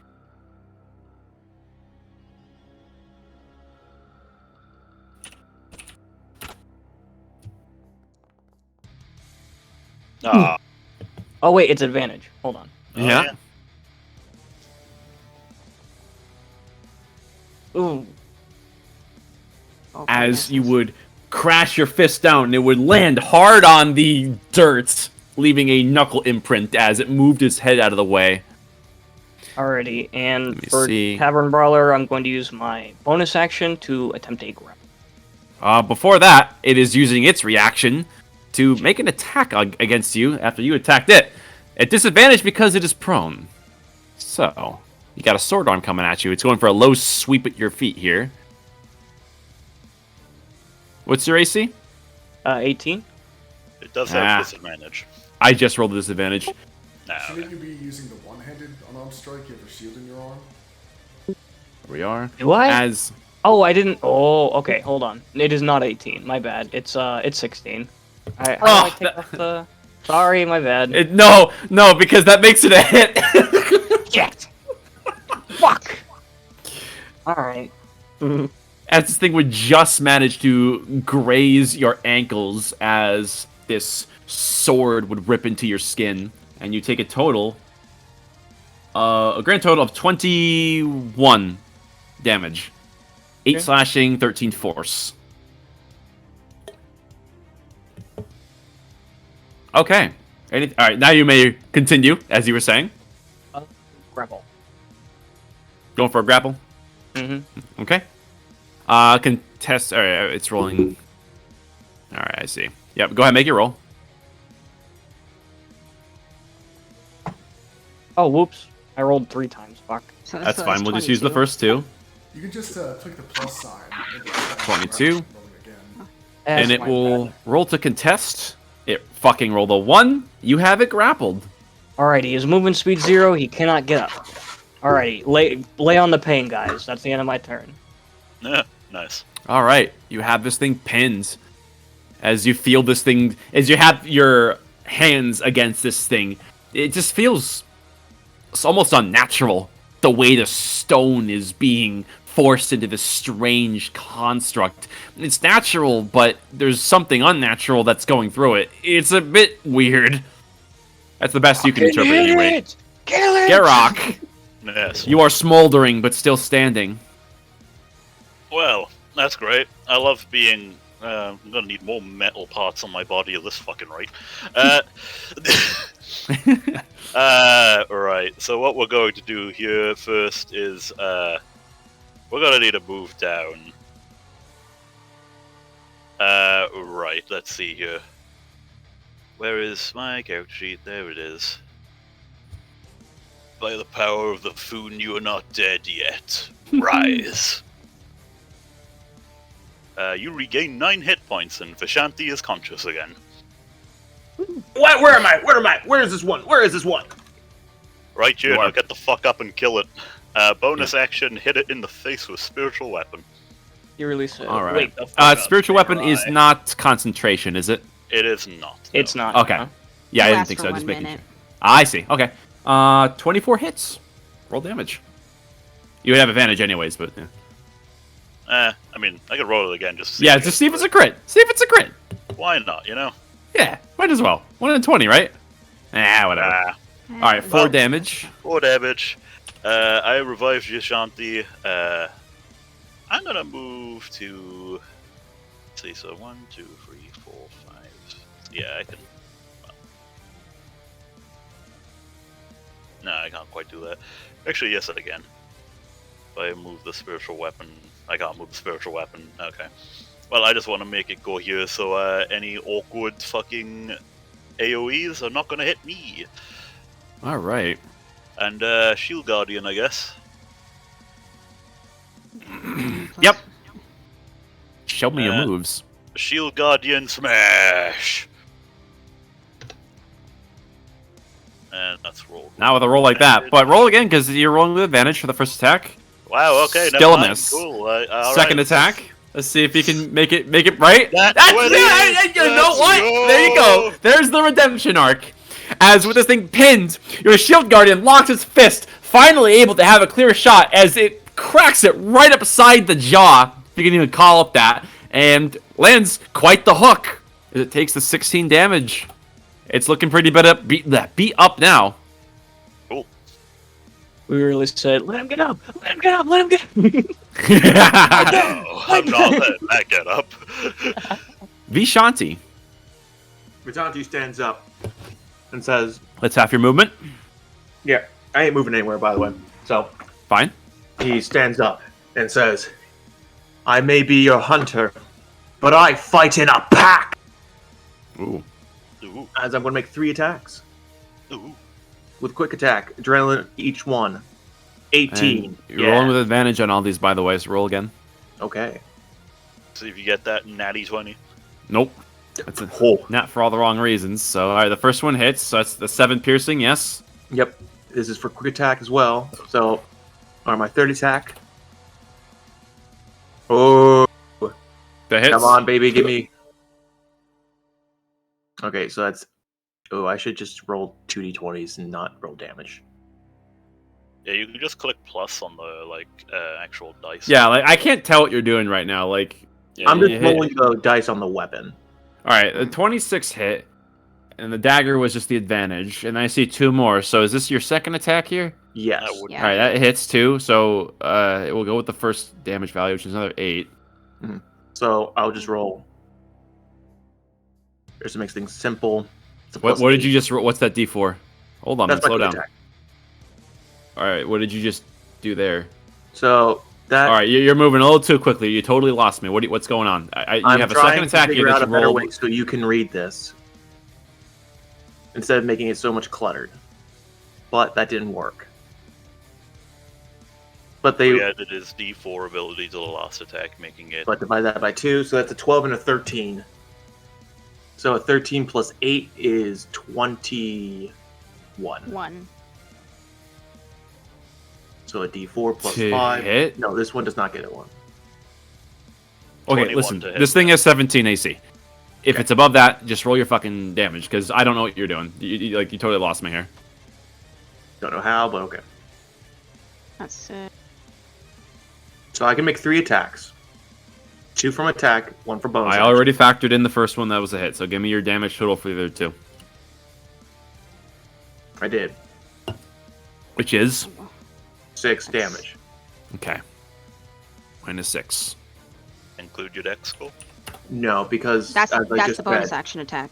bonus Alright. action attacks do not include your your Modifier. additional modifiers. It's just the weapon. Yeah. We're gonna have to do something with your sheet maybe to accommodate that to make things easier. But yeah, if you're rolling with advantage, like don't roll the dice attack again. Like if you hover over your dagger attacks, you can see on the attack roll there's a minus and a plus. You want to hit that plus button. You don't want to be making up like multiple tasks because like I can't tell what you're doing and like That would I'm be asking. helpful to know. All right, now you know. We Now I mentioned know. it earlier, but I don't think you heard anybody when you were saying that. Fine. Well, it may have been when I was gone getting my food. No, it was like 2 minutes ago. I was gone getting my food. Whatever. Anyway, Anyways, so I applied the damage. Good. Anything else? I think that's all we can do. Nope, doesn't sound like it. Rin. Alright, I'm no longer behind people, because the thing seems smart enough to line up its lightning shot, so that's good. I'll just continue shooting with a lightning launcher. All right. Pew pew. You're hitting a prone target. I believe that. Oh, well, you know what? That hits either way. Okay. yeah. I think a Think- prone target at range is disadvantage. So you want me to have disadvantage for them both? Well, you roll 70 oh, either way. it's two attacks. Hit the minus on both of those. We'll see what happens here.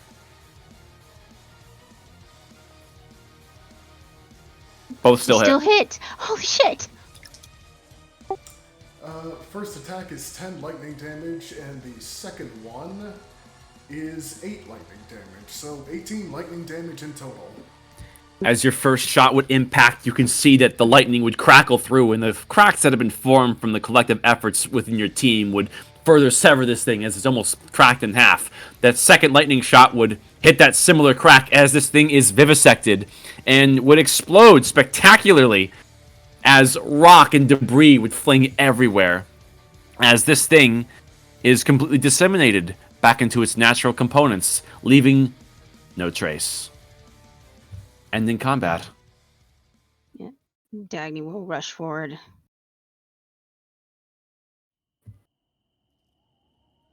Is there any evidence of it left? There's a bunch of rocks, debris, and lichen in a bit of a pile from where it disseminated. But other than that, nothing really. It's still like in the process of breaking down, so you can see the white wisping is actively leaving it as that star trail is fading to nothing. This energy, as it dissipates, does it rise up into the air and leave, or does it just dissipate into nothing? It simply thins out until it's imperceptible. Gotcha. All right. That went fine, as I'm quite literally stalking blood from my body that's just trailing on the floor.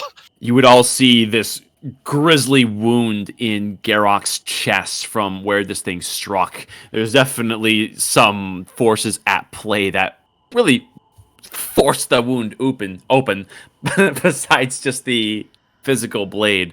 That was an enemy you ill understood, suffice to say.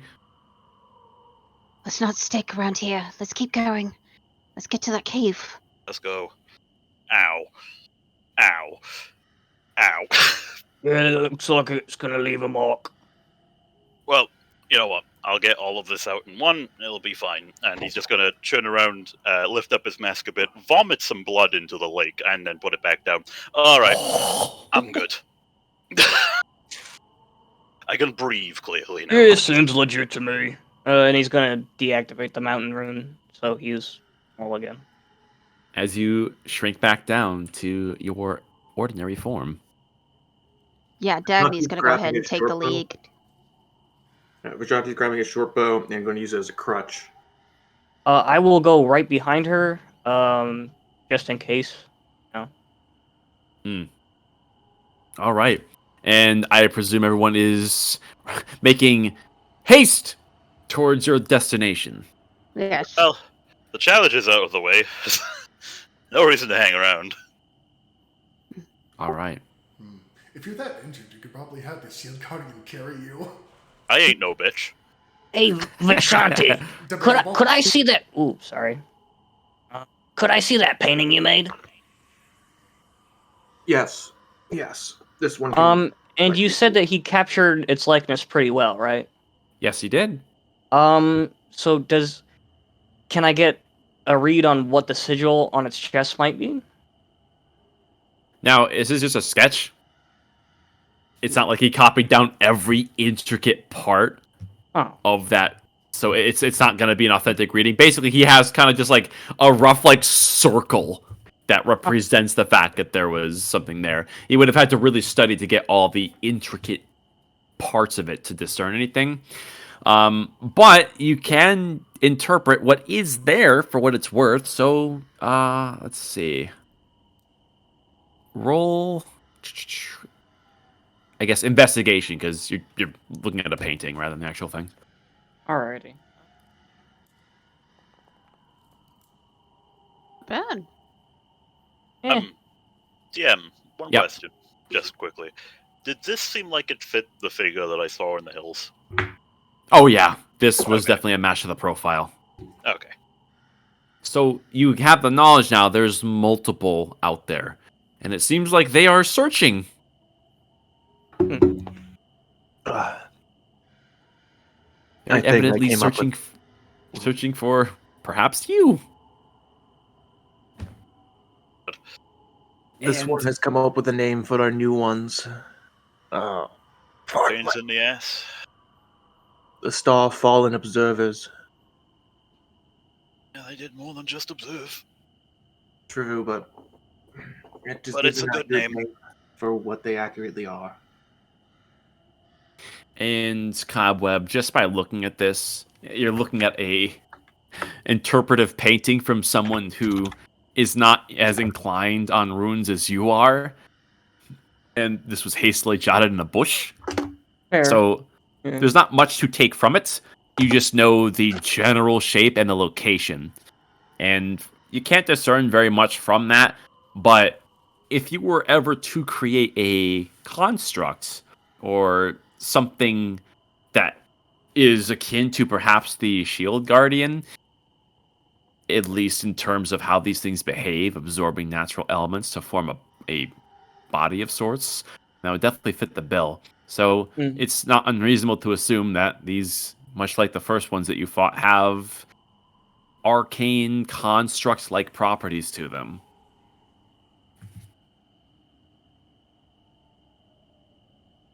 Okay.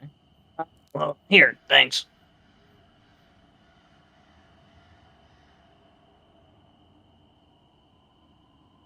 All right. Any actions from anyone I else? will. I'm gonna be finishing it later when we are camping, but this one- Walking away from this hell. yes. Yeah. I'm leading the way and basically keeping my head on a swivel. All right. And with that, everyone would continue onwards with great haste, trying to get back towards the direction that you came, back on track towards the sunken stronghold.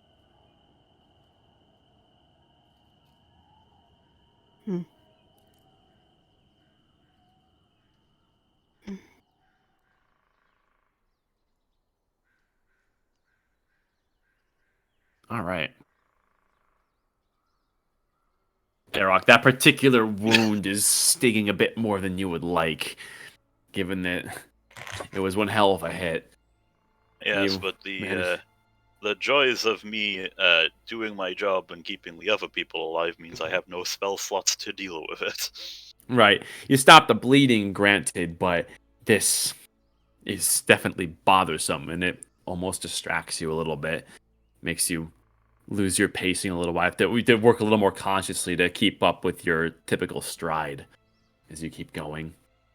And another round of perception checks as everyone continues towards their destination. Yeah, that's better. Roll 16. rolls today. All right.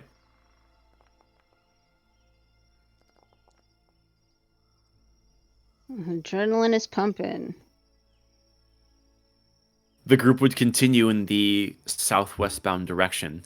I believe with the tools you have, you're included a compass, so it's pretty easy to keep your bearings, as well as using the landmarks to reference, as the pillar that you had spent some time in from the previous day is to your backs. It provides a fantastic reference point, as well as the great rings to the north and to the south as they are aligned. And you keep going, picking up the pace from last time and still using some trees and floor to your cover, trying to stay out of the way of open areas after what just happens. You would see there is yet another orc coming from the clouds, crashing down to your rear, to the north. Probably a good mile back in the direction you came, as yet something else is crashing down to Helios. It's within a forest this time, so there's no chance of catching any glimpses. But you keep that to the back of your minds and continue forwards.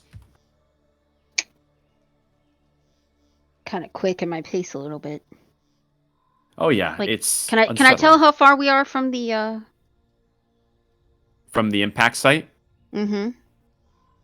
Just from your perception looking like that, it's probably about a mile, but it's around the trajectory that you had taken. So that impact definitely almost intersects with the route you've been taking, you think. How many targets can we have at our back? Well, when you piss off something that comes from the stars, apparently a We've lot. been noticed. Those last two. Ones that left before we had a chance.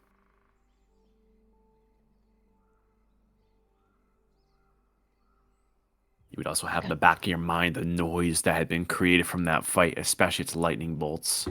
You imagine that that definitely drew attention from anything that was out there searching.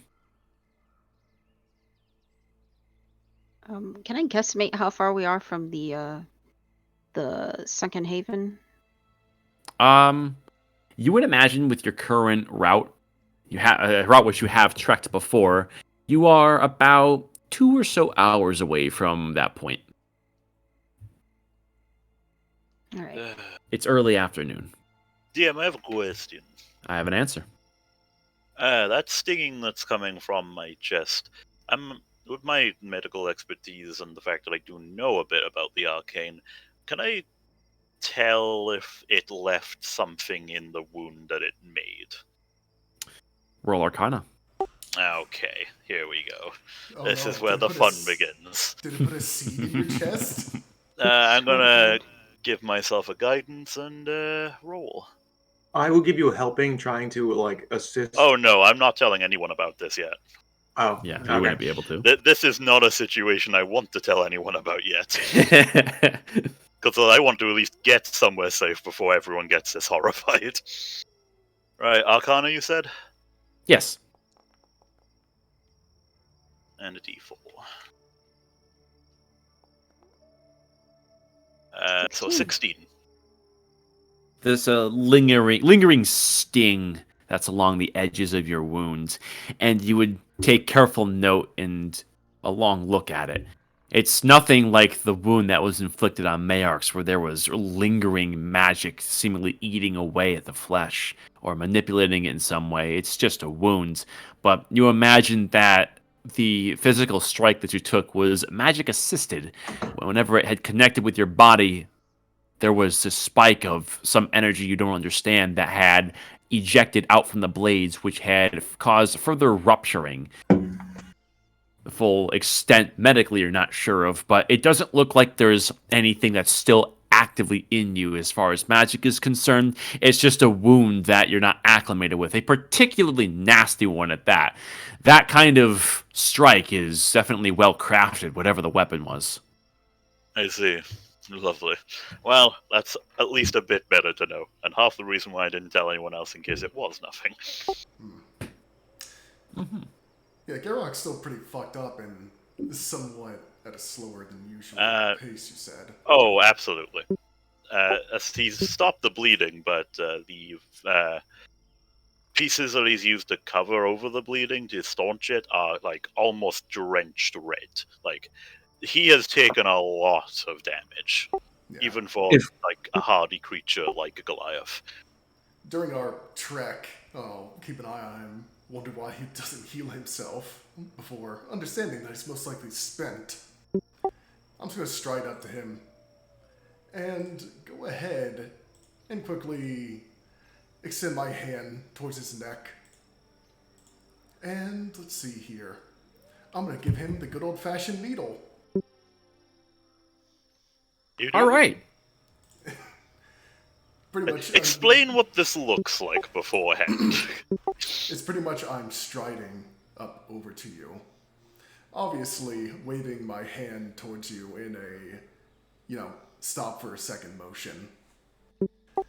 Then, pretty much, my right arm, pretty much coming out of the palm through a little port is a shunk, little needle that I'm approaching you with. I'm going to tell you that you should probably explain before you try to use that. It looks like you might attack me with it. A mixture that must be injected to accelerate your natural healing. I'd rather not have to carry you once you pass out from blood loss. Go ahead then. Oh, not the arm.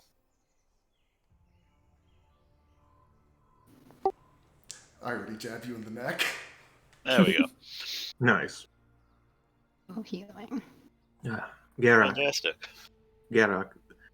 Fee wants to know if you and I could lean on each other, as this bow is not a good crutch. We could help each other support our weights. Just gonna tell the shield guardian to pick him up. And bride style, he gets picked up. Oh, hell yeah! Fuck yeah! Gonna take out my painting. Gonna go keep continuing as we walk. Hell I mean, yeah, that works.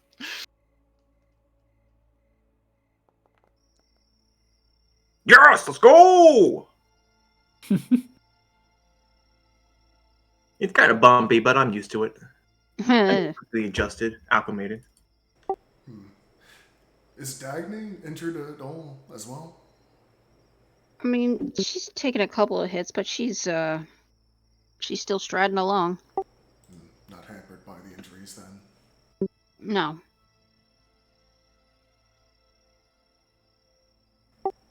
Right. And having everything taken care of in that regard, you would continue onwards.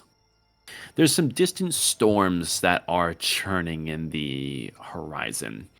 You would see there's almost a cyclone of clouds that are creating this almost disconcerting circular motion with a range of arcing lightning bolts that are projecting themselves from cloud to cloud. They have a notable teal hue to them. And the lightning seems to strike much slower than what is naturally observed. It's kind of strange, this slow arcing lightning dancing across the sky.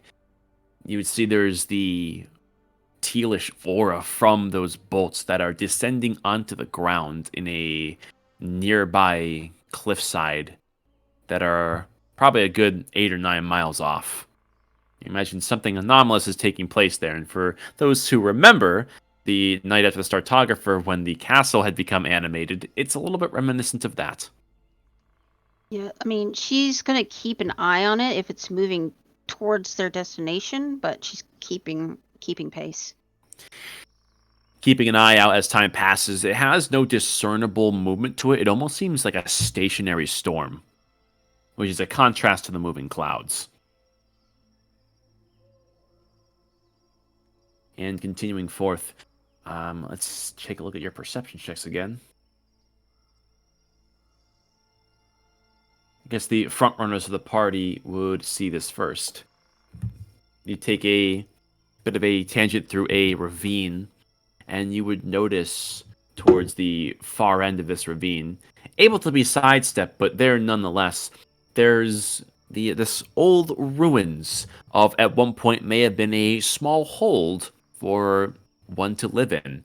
You can see there's some leveled land that at one point may have been a farmstead, perhaps.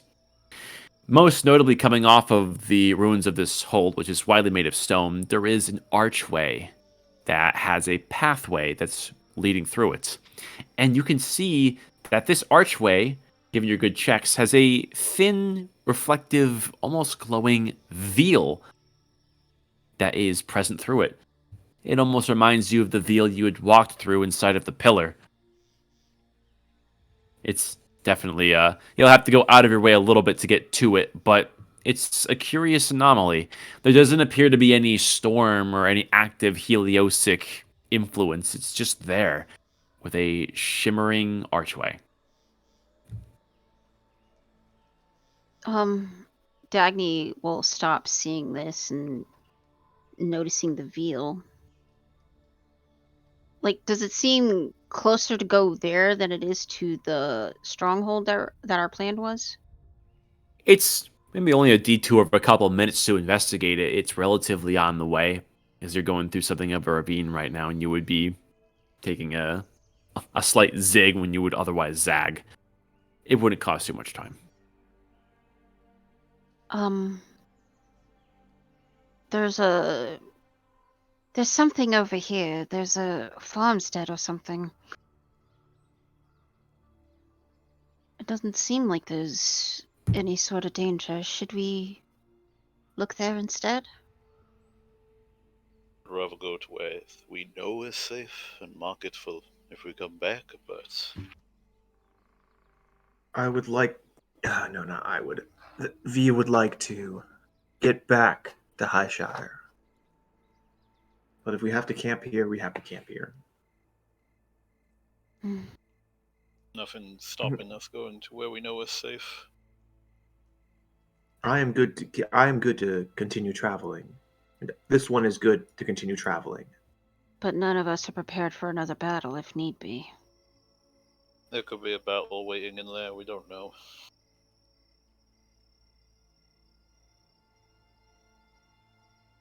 We can set camp when we are under the cover of darkness.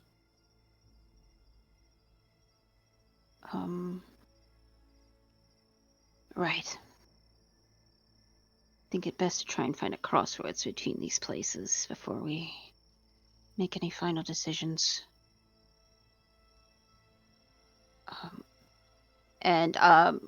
She'll note where the farmstead is at, but she's going to keep her trajectory towards the cave.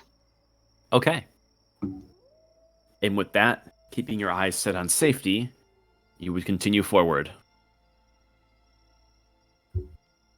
There would be a streaking auric discharge that is coming from the greater rings that are arcing from one to another, from the north traveling to the south.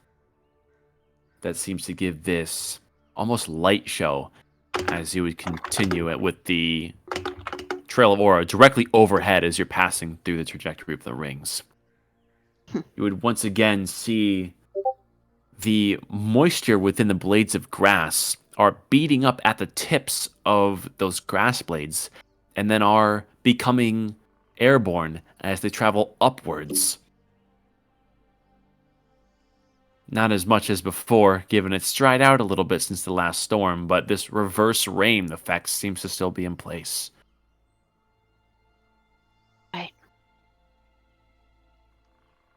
Pressing on.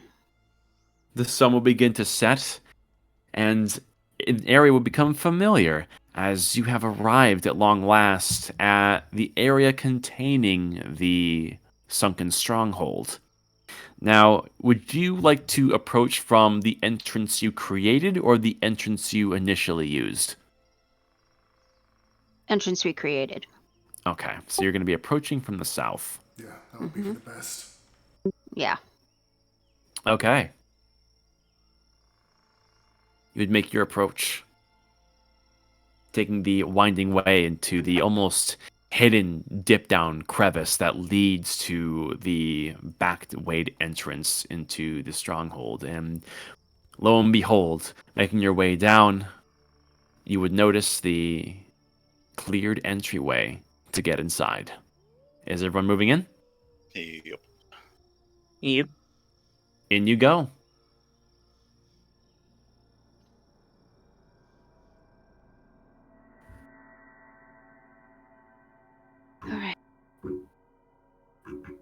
Uh, trying to get a dig here. Okay. For those who are for those who are entering for the first time, this place is ancient, perhaps created a century prior at least. You can see there's water that is within these puddles through the cracked and decaying earth, as well as some destroyed parts which seem to be interwoven with a cave system. It looks like there was some sort of a altercation that took place here, as there is a broken in half table, as well as what looks like a vivisected body that is crystalline. As you can see, what at one point was some ghoulish undead. Ooh. Yeah, as soon as everybody is inside, Dagny is going to pull out a torch from her pack and use prestidigitation to light it. Oh, is Seeker here? Or is this just the ghost of Seeker? Seeker arrived by now, I should have said. Ah, okay. He delivered his cargo without a problem? Looks like it. Good. Now, Seeker would report that it deposited it essentially by the entrance, given it was having trouble navigating, is what the report actually is. Which is kind of curious because it knew the way in. I'm just gonna have the As- Shield Guardian stand sentry and move in. Okay. Okay, so like the entrance to the tower or like the entrance to the corral's portal? The interior it was having Yeah. trouble navigating is the report. Oh, but it still succeeded. Okay. No, it Oh. didn't get to corral. Oh, so it came back with the thing. It didn't come back with a thing. It deposited at the entrance the same way that Garak left a note, you know? Near the entryway. Yeah. That's what it reports. Why the fuck would you do that? Very strange, right? It's Because- kind of curious it did that. It didn't It's even ping you. Isn't technology fun? Hmm. Also, I'm also gonna help with like the light situation. Gaslight. All right. Whatever. I'll speak up to the two newbies. Oh god, that's really bright. Whatever. Orders here Do I are see already this? charged. Do not interact or drink it. Don't drink the crazy soup. Got it. Enough water And, from the feast this morning, anyway. Okay. Yeah, Dagny is gonna go ahead and scout ahead a bit with her torch. What the hell is that thing? Oh, Which thing? There's a lot of those. he's talking about the land shark thing. Oh, The yes. the bullet. Yeah. That's a bullet. Oh yeah, whatever. You know, Yeah, we.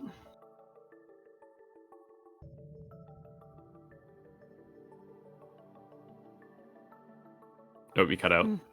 Yeah. Check it. hello. Yes, there we go. I'm back. Just one quick thing since we got back to the bullet, DM. Mhm. So, Garrick's gonna look at the bullet. Now it has a very hard carapace that's basically like plate mail itself, basically. Mm-hmm. And he's gonna look at the Shield Guardian. I see. Now there's an idea. What are you thinking? Well, that armor on it's makeshift at best. This is Mother Nature's armor. And that would probably work a lot better. You can deal with that later. I think you need some rest. Oh, yeah, that would probably help. I'm gonna sit here. Yeah, let me see. I'm gonna go ahead and What try the and take a look at his wound. Sorry, wrong layer. Which one? There's a few of them. The lightning one, the stab through my chest one. Like the one where you took a lot of damage. Oh yeah, the one where it quite almost just punched a hole in my chest.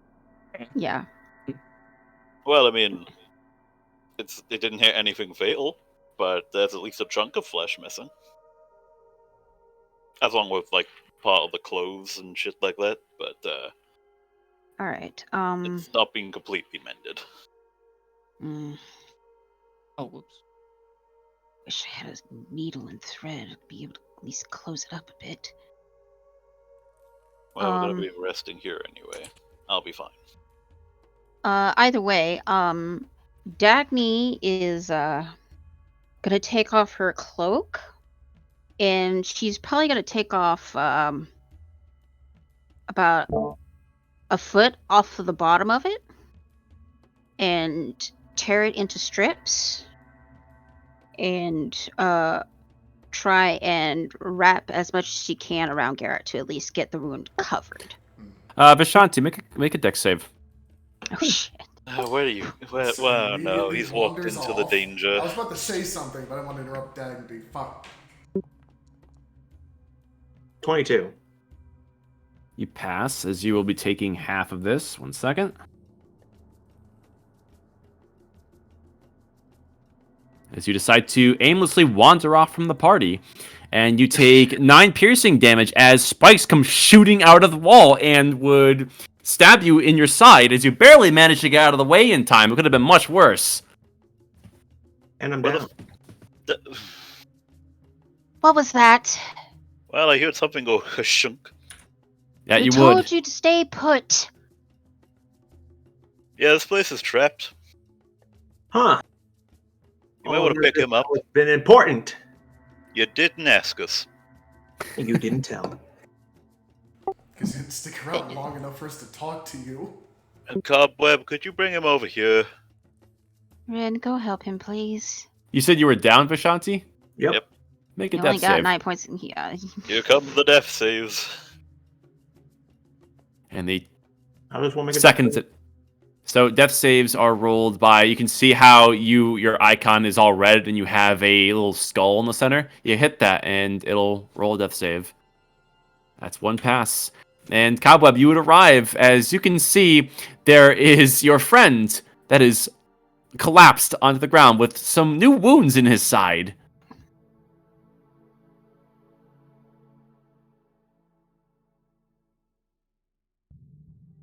You are muted, probably. Oops, sorry. Could I attempt medicine? Yeah, I'm sorry. Could I attempt medicine to try to stabilize him? Sure. You're just gonna walk up to his body and try to cover up the wounds and all that.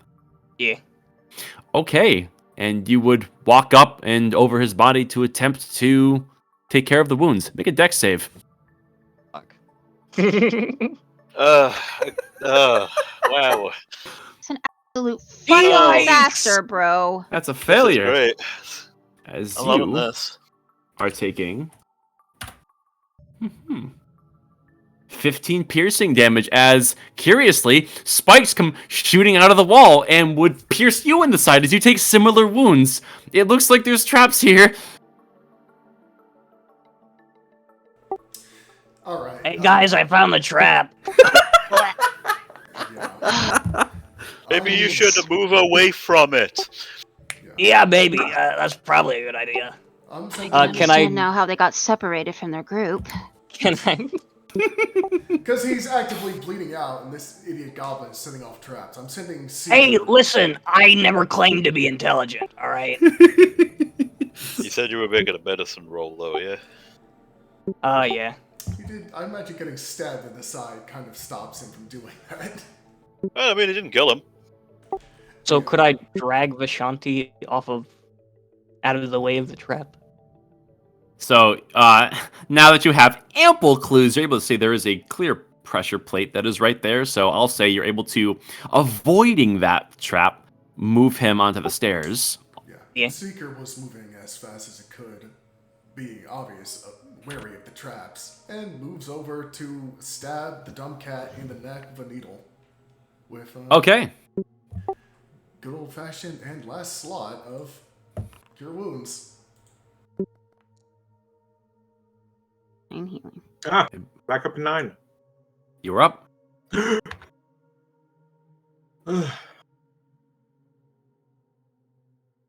This one wants to know why we are resting in a trap-ridden thingy. Try not to wander off. Follow No. me. Do not leave the chamber. The rest of us are staying within. It would have been nice to know. Well, you have a habit of wandering off, it seems. He's What? fine. I can't hear you from all the way over here. This is a cave, of course you can. Can. Yeah, I'll bleed Tweedledee and Tweedledum back. Also, while Hey, they're all right, dealing, relax. I didn't Wha- know I was gonna set off the trap. Jeez. also while they're on their way back, Dagny will, while she's kind of bandaging Garak up, she'll just kind of glance up at him real quick, and then just finish tying off the bandages that she made. This one understands why there's so much conflict in this team. Before No one that, tells anyone shit.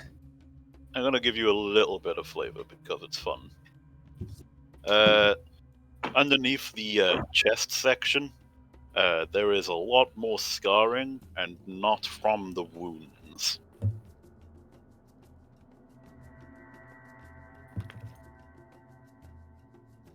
If you have a decent medicine, they're all burn wounds of some description. You know what? Let's try it. Not bad. 17. You got a pretty clear read. So I'll give you a little bit extra on top of that then. You can clearly tell that they're burn wounds, but they're the type of wounds that are... What's the most severe type of degree of burn that you can get? It's like 3rd degree, isn't it? 4th degree, Yes. which goes straight down to the bone. Okay, so this would be like 2nd or 3rd degree area that's been recovered from magically, but has still lingered because of how much damage there was, as well as a specific line where something might have been pressed against, or like burning on top of at some point. It's not a present sight, even without the wound. You said pressed against. Yeah, like as if something had been held against him and he was on fire, or the thing was on fire, something like that. Like a brand. Sort of, but less precise. Like, she's kind of, I think she's just fascinated by the shape and unconsciously kind of tries to lift the shirt higher to get a better look. What are you doing? I know that's not medicine. Take a peek at that nip. She pulls it back. She pulls it back down and just like just looks down at the ground. I understand that you're curious. There is a lot under there going on, and not pleasant. Morbid or not. Sorry. But I thank you for caring.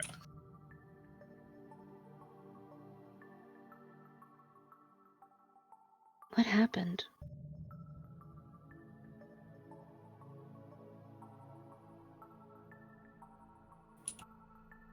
That's complicated. But I'll say that whereas your scars might be hidden, and the events that caused them might be, mine are unfortunately very, very obvious under all of this. She's kind of twisting part of her robe, and she's still looking down, but she just nods her head in understanding. And as the other group is returning, she will go ahead and stand up. Well, I hope that that teaches you not to wander around where we not tell you not to. He told me to go grab him. I didn't know. I didn't see. Not you, Cobweb. Ow. Shanti, you hit have Rin. to be more careful. This one will make a promise with you. This one will be more careful. But us not be negligent. You take us here for safety without telling us there are traps. Cobweb and this one, are new. We do not know you. We do not know what you've done. So you must be mindful and tell us. I will take responsibility. This one will take responsibility for what this one has done. And this one will pay for it. Holds his side where the darts left holes as he's holding the bleeding or the wounded area. We'll learn from this. But there's a lesson in telling us the dangers. Would you like me to explain them here then? Yes, this one would have preferred if you explained it on the way. But now that we are here, now is better than never. We expected to just stay in this small area chamber here, but further on appears to be, quite frankly, where a mad scientist used to live. There's strange anomalies, some weird creature that could mind control, but we dispatched that with some casualties. And further along towards the other way which we originally came in from was where some exiles were staying and tried to attack us. It's been cleared and is about as safe as we can be out here. I guess we should redefine what safe is. The crystalline corpses you'll see standing around are relatively harmless, so long as nothing else is interacting with them. Do not touch them. And if you see a lesser creature of what we encountered here, as we have locked in a far-off chamber, do not interact with them, and do not let the light they emit illuminate the crystalline bodies. They'll assert their will over them. Veed looks bewildered, then it turns into frustration, then it turns into him rolling his eyes. This. Yes, this would have been very helpful to know. Well, now you know. I'll apologize for the lack of informing on our part. We will try to do better. And this one will be more perceptive of their surroundings on their part. Well, seeing as you two have taken the most damage, I suggest you take your rest now. Rin, are you fine enough to actually go explore the first part of the cave with me? It's better we hold off until we're all rested and prepared. I agree with Rin for once. Fair enough. I'll take first watch. And seeing as I assume we're all taking a long rest, yeah, I'm just gonna go about doing normal medicining to people who need it, seeing as one of them just got dotted. Anyway, we try and take a long rest, I guess. Yeah. All right. I presume everyone is laying your bedrolls in this general area and convening with your things and getting settled down. Perhaps moving some of these benches and the remaining table to better articulate your intentions to get a safe space. Yeah. I mean, Yeah. I think putting do we have more than one long one? No, we only have the one long one. You got half a table here. Yeah, we can still use the half table. You have a full table here, and you got a whole bunch of benches if you want to barricade. Yeah, we could have the Shield Guardian move in a bit closer and here alongside the barricade behind him. Use the benches and have this little cubby for ourselves. Yeah. This Easily one done. wants to point out here. Hmm. There's a hallway there. We're Yeah, we can't there's a really lot of block area to this place. every single thing. Hmm. Yeah, pretty much use somewhat barricade for the shield guardian to make use of. So Which we'll, table? The larger one. I assume the other one as well. All right. Easily done. Yeah. Our hangout cubby. I see what you're doing. Okay. Sure. Well, so you've made the arrangements to create a shelter.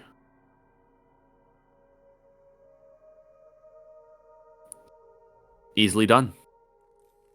As you've used your resources intelligently.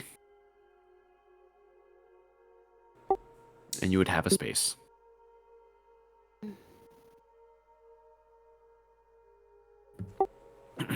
Like, All I right. assume the shield guardian will be off to this side while Dagny is kind of keeping watch on this side over here. Oh, I do want to gather, or before we set off to do watches and fully settle down, I did want to talk to the group at large before you went off and did that. Mm-hmm.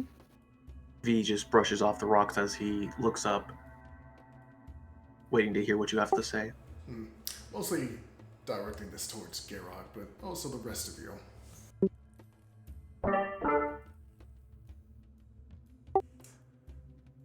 I believe now to be an acceptable time to speak of what transpired at the Spire.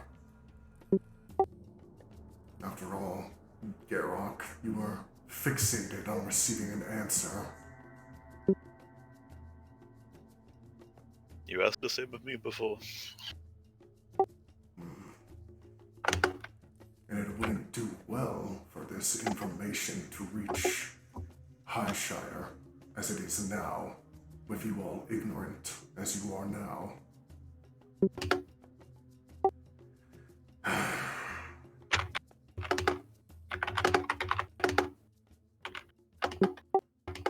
Fine.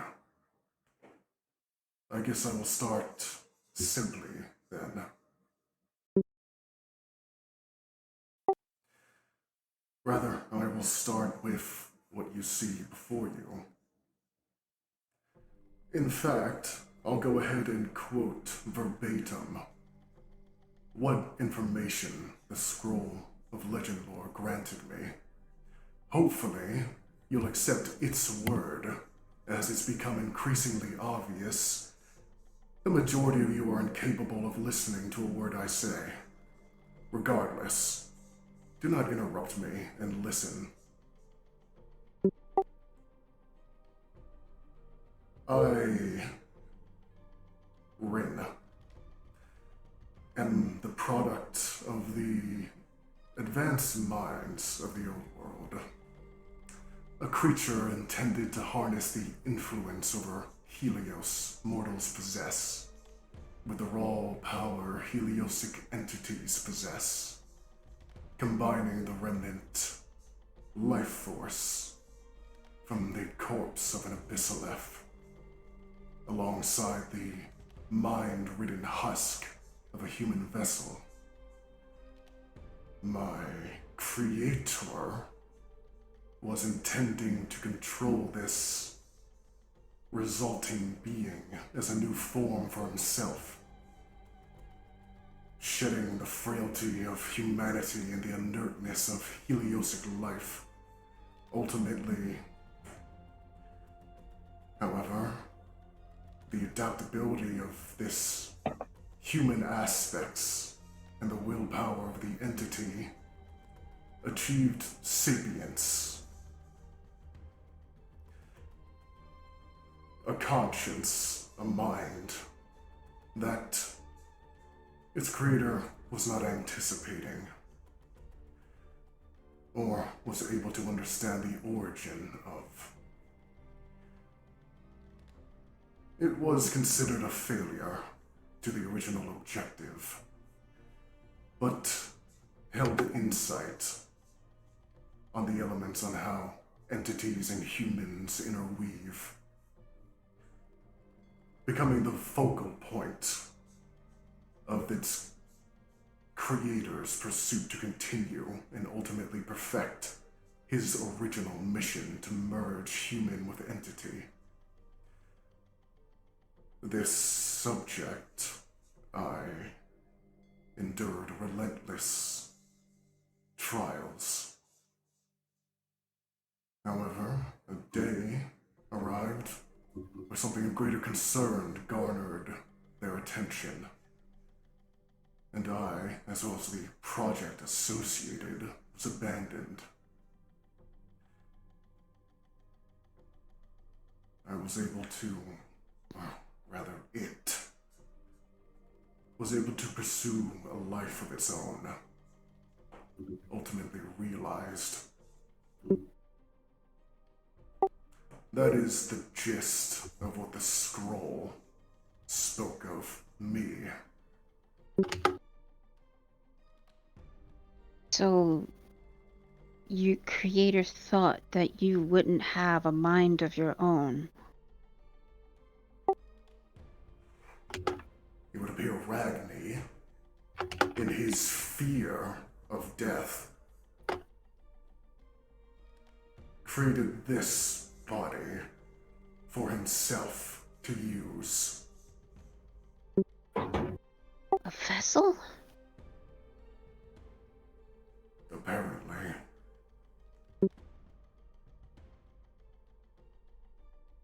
So are you that tentacle creature or no? My initial reaction upon what Corral said, with the information garnered from this scroll,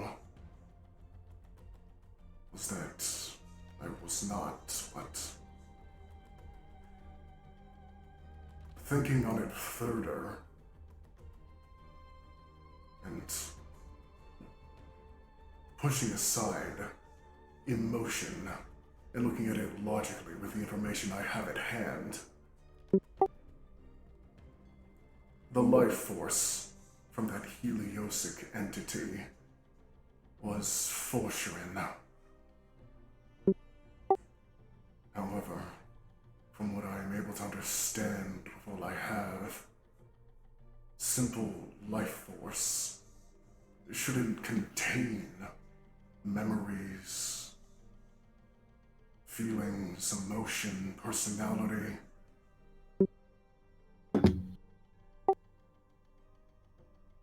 I'm not certain of anything. But you have the memories of this entity.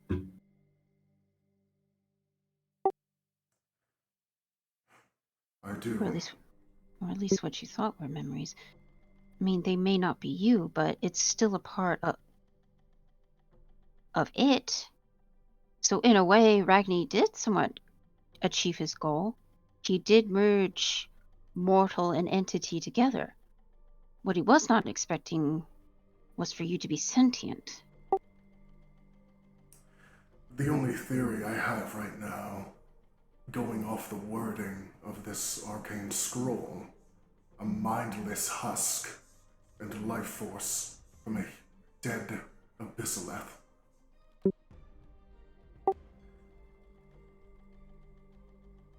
And there is Ragni's flaw. Created something that he didn't really understand.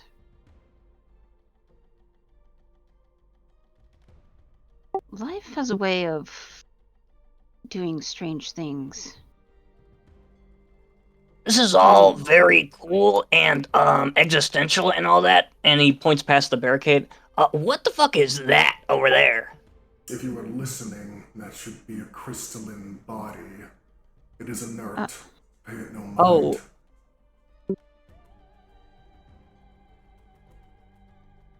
He's just kind of a weird guy. Okay. Imagine it like a very unfunny puppet. Oh. Essentially. Rin,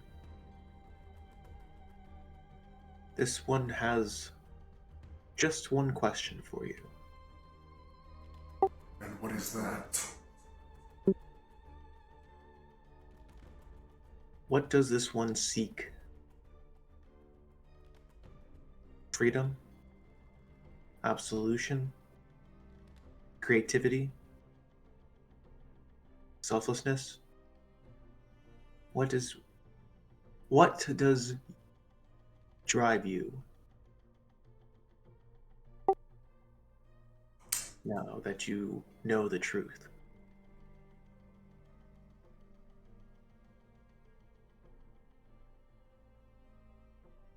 V's just hunched over, sitting. The damage is obviously showing its wear and tear on him.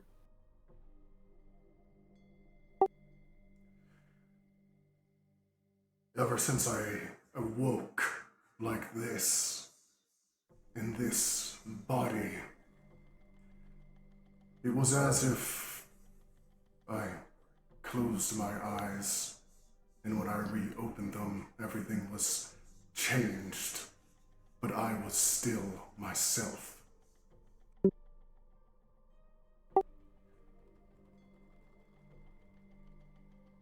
The same mind, the same consciousness, the string of events, broken only by a stint of unconsciousness.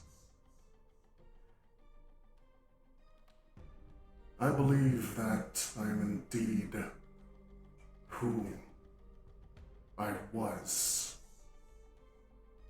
at least partly.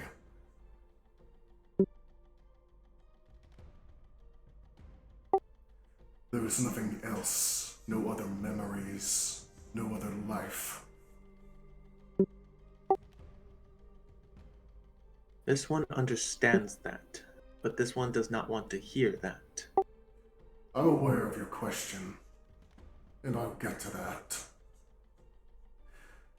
It's obvious you are curious about what you saw at the spire, specifically the abyssalephs there, Corral, and my Forshuren's body.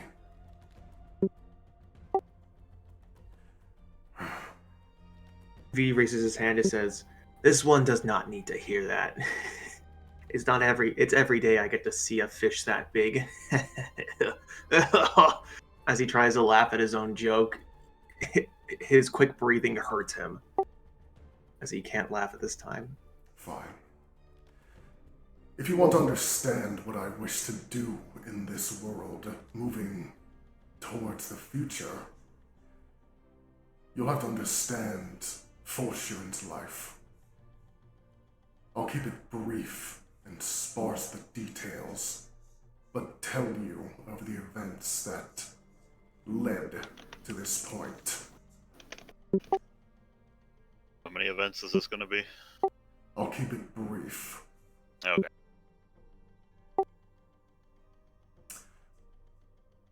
Forshuren, an abyssalith, a heliosic being from the depths of the ocean. It was their domain and their home.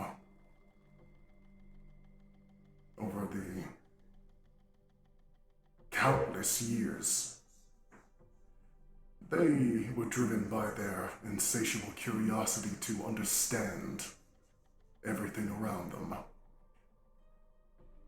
And so they did, from the simplest algae to the most complex biological life forms. Eventually, their curiosity was strangled by their isolation.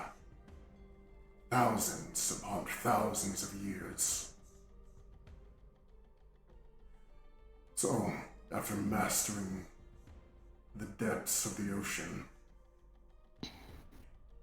they dabbled in creation, art, tools, the like, as well as constructing a home for themselves. However, Their curiosity eventually led them to the surface, where they collected samples of things, trees, soil, to bring back to their dwelling for study. However, they met another of their kind. After many years of believing they were the only one. Another Abyssaleff by the name of Mayor's Bloom. Over time, their companionship led to love, and soon a family was sprung forth. Children. As their family grew over the years, a time came where Forsharin turned their attention back to the surface after many years, and eventually encountered humanity. Their initial encounter was peaceful. Having met a single human and having spoken at length with them far into the night, with the agreement to speak to the others of their kind come morning. So, upon meeting this human and speaking with them, it returned to its home, returning the next day with more of its kind. Of course, a single person can be reasoned with, but a group cannot be. They did not believe him, and only arrived following him to humor him. As soon as I revealed myself along with Mayor's Bloom, they attacked.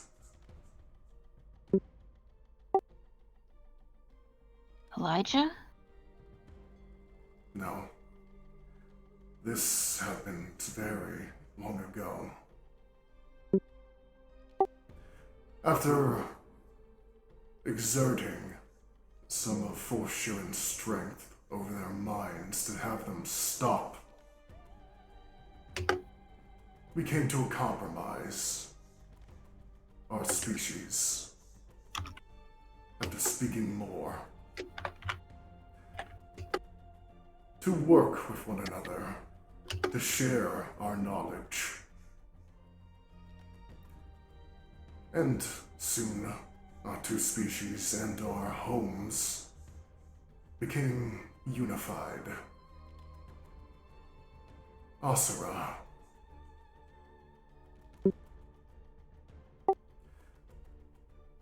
Forsharin and the Abyssaleffs granted the humans their protection from the creatures outside of their walls, guiding them, sharing with them. Eventually, the humans of Asura became honorary members of Forsharin's family, garnering a level of affection.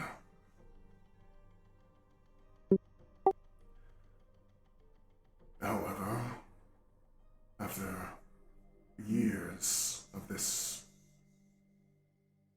beneficial, unified kingdom, there came a day in which humans from another civilization attacked and murdered Forsharin's firstborn, Rosa.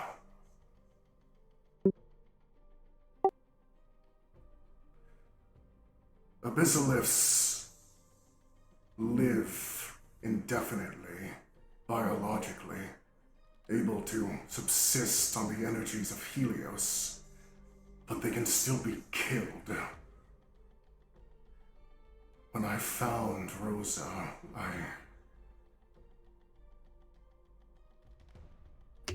I could not allow this to go unanswered. And so a war between these two civilizations sprung.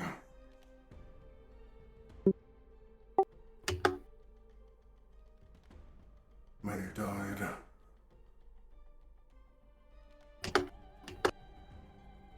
Until the one leading them, Ragni, became intertwined in a battle with Forshirin and Meersblom, along with countless others, towards the pinnacle of this war.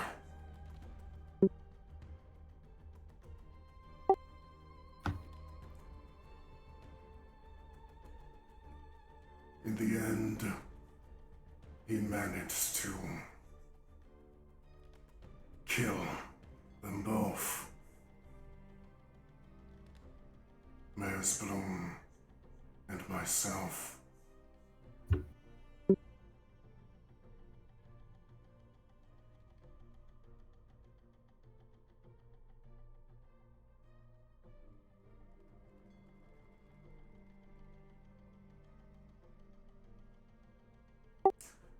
So, to answer your question of what I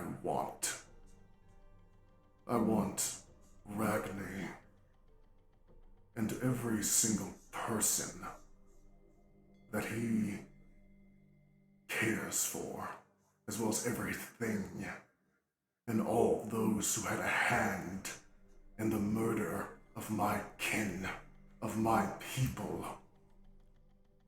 I want them all destroyed.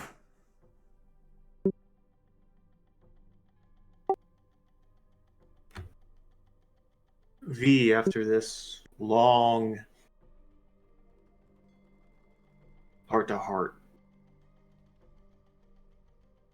your voice was calm, deep, soothing, and monotone.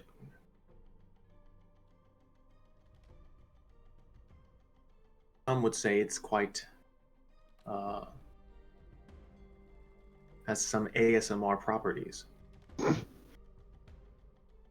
As throughout your conversation, he slowly goes into a trance of sleep due to your voice. But before he falls asleep, Okay. this one simply says, "He will help you, but I will not dig 2 graves.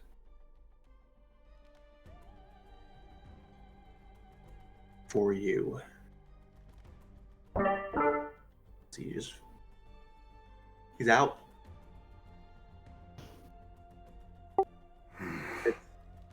His next relaxing his fist falls down as he's laying laying back on the wall, knocked out cold. Don't be too hard on him.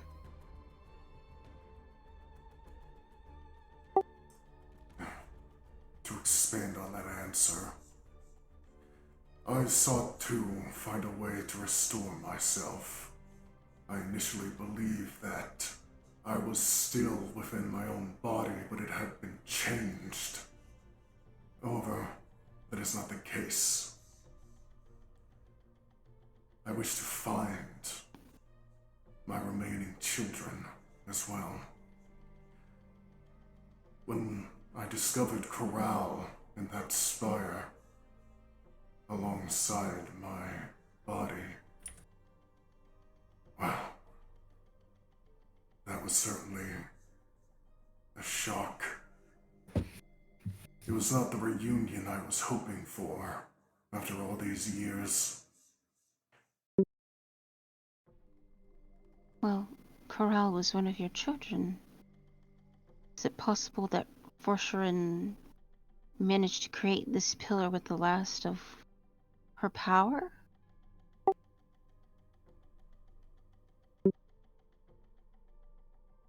Do I recall ever having done shenanigans like that? Like what exactly? Dagny's asking if Forsharon knew or had a hand in the spire. From what you recall, no, that had no relevance. No. It must have been a natural formation. So it's possible Forsharon knew of it and teleported Corral there along with their body. No, I do not believe that to be the case. I remember my death with extreme clarity. Well, if you died, then how did Corral get a hold of it? I do not know.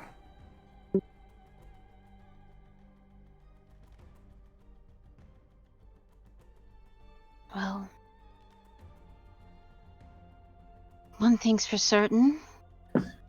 You have a goal set in mind. You have vengeance on your mind. And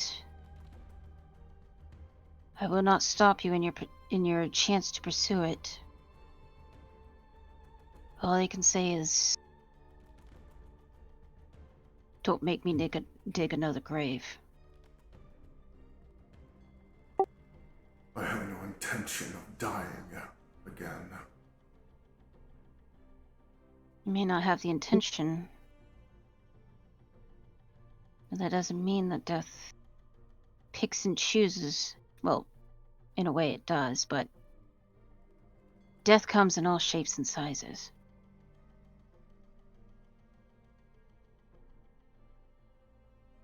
It does not discriminate.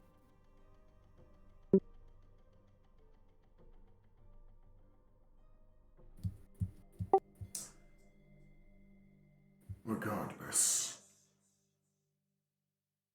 it is my intention to try and find more of my children. Corral has spoken of attempting to revive my body for them to flock and unify towards. I'm uncertain of how that would be done, or if it is even possible at this point. I mean, we've witnessed miracles before. What's to say that entities aren't capable of that as well?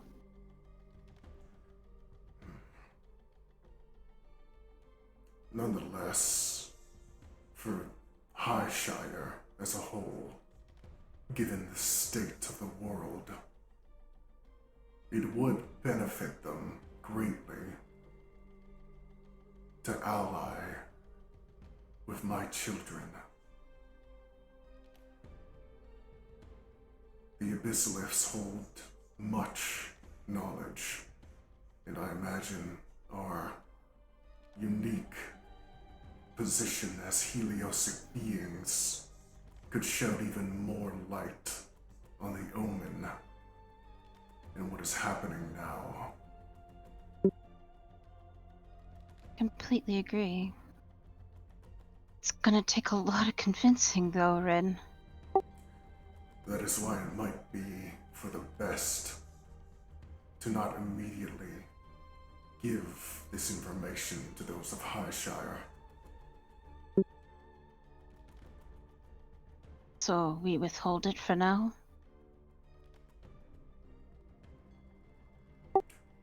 It would be for the best.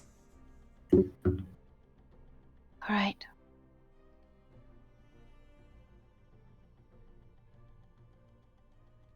Well,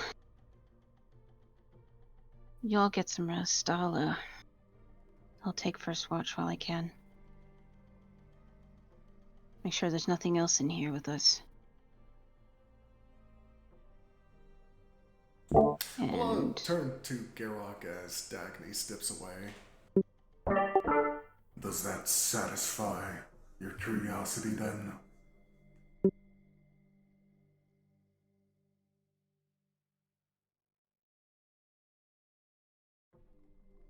Drag it. I know. Oh, I know. sorry.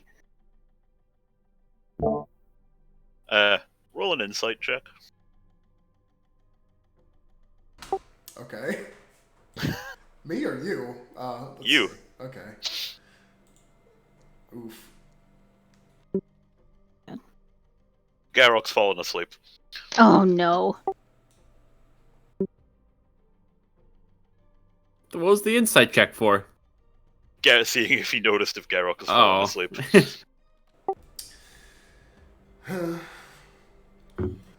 I glance over to the goblin. Is he asleep too? Is he Muda? Is Buddha booted? Probably. Muda! Sorry, my bad. Fuck. Yeah.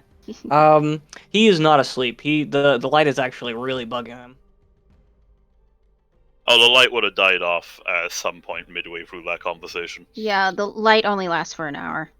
All right. Well, he's just You're trying to get talking comfy. for an hour? Oh my god! Yeah. What? Yeah, it's like a Oh, conversation like this takes a long time, especially in real life. God damn it! I was trying to keep things brief. Fuck. You were Oh, no, not! You were not in the slightest. Not at fucking all, my guy. That was a full Yeah, length bull. That was a monologue.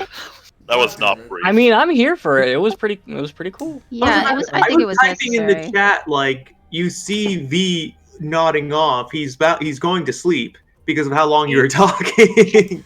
God damn Until it. you finished, and I was like, shit, I shouldn't type this now. I can just say it. But yeah, I imagine the wound, the gaping hole in his chest, is probably keeping him up at this point. Yeah, I actually put on a timer for half an hour. And if it passed, then Gareth would be asleep. And Damn. yeah. I don't mean this to be mean, I'm sorry. Wow. I didn't No, want to say I love a good lore dump. You know? That would be cruel, but that is what I did.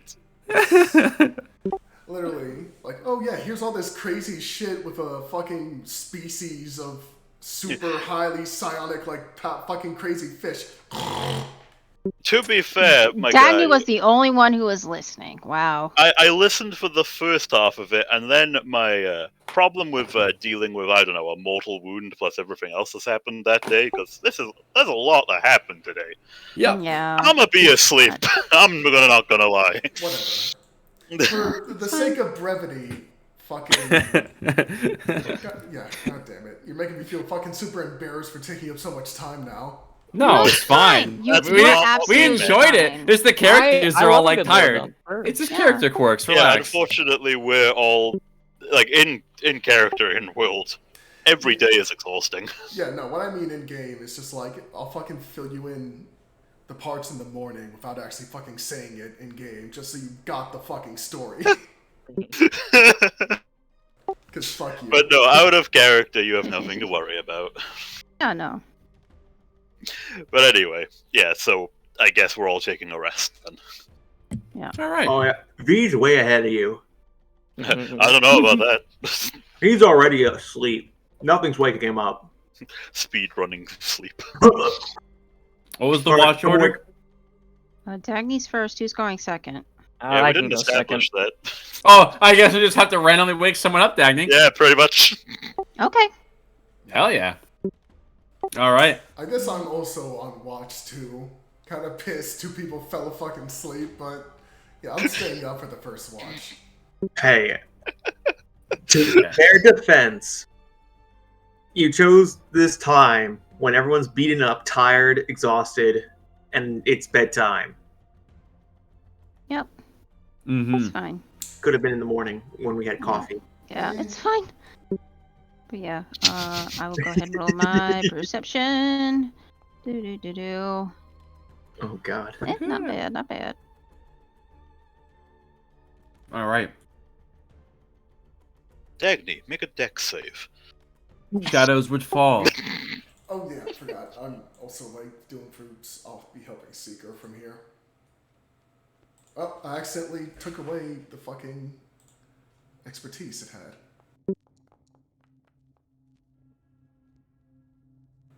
It's receiving help, so advantage. 23. 23. Dagny would stand alone in this rather cold, silent corridor, knowing that there are a variety of different things that are present here that are dead, perhaps undead, or otherwise. And so you keep yourself alert, standing sentry, trying to protect those that matter to you. Going into your first watch, you would watch the dancing of lights through all of the glowing water just below the pathways to the north. Mm-hmm. Not long into your watch, you would hear a shuffling of stone that is coming to your dead north. And you would begin to see that the earth, not too far from you, begins to push up as something would come out. Shit. Shit.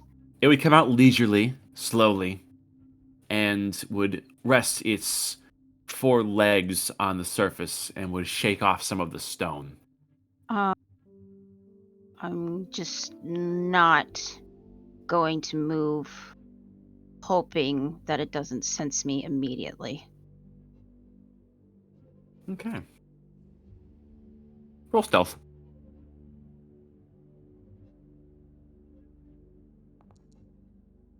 Oh my god. It would pay absolutely no attention to you. In fact, it's very fixated on something to the west. And you would see after a while it stomps one of its clawed appendages on the ground as you hear it make a series of grunting noises. As there are a similar reciprocation of grunting noises coming from that direction it's staring in, and you hear a similar shuffling of stone and claws against stone as something would come to greet us. As you would see a second one would come charging towards it as they begin to have a bit of a contesting against one another. As these 2 stone carapace creatures would claw and bite at one another, seemingly competing. You would see this continue for a while, and the one that had a seemingly started the challenge gets a few decent hits in on it before it eventually backs off. There's a bit of tension between the 2 of them. Okay.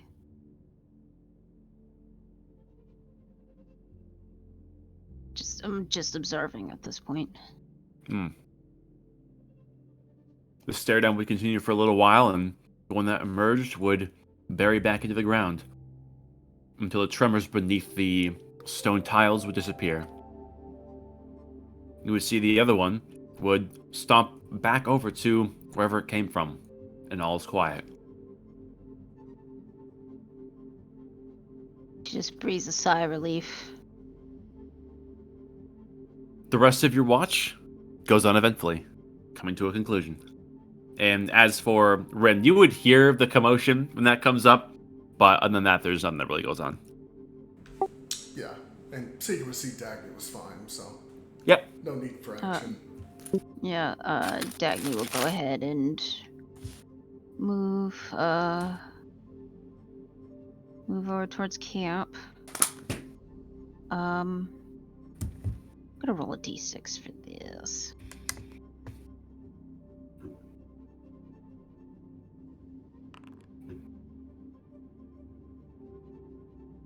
Yeah, Dagny will go ahead and quietly as she can make her way over to V and gently wake them up. Vi. V.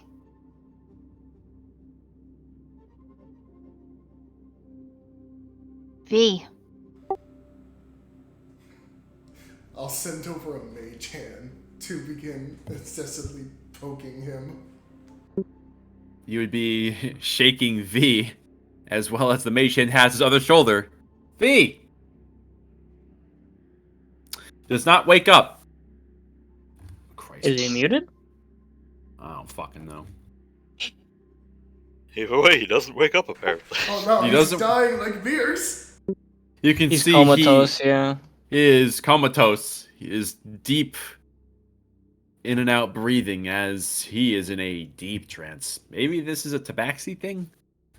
You're not sure. I'm not really sure. In that case, she will just kind of give up and go over to Cobweb. Cobweb? The same. Well, yeah, what's up? Turn to watch. Yeah, all right. As he shuffles past. Yeah, and Dagny's just gonna set up her bedroll next to Rin. Okay. And Cobweb, you have the floor to take watch wherever you see best fit. Go ahead and roll Just perception. right here, probably. Okay. Fuck. Oh, almost cool. All right.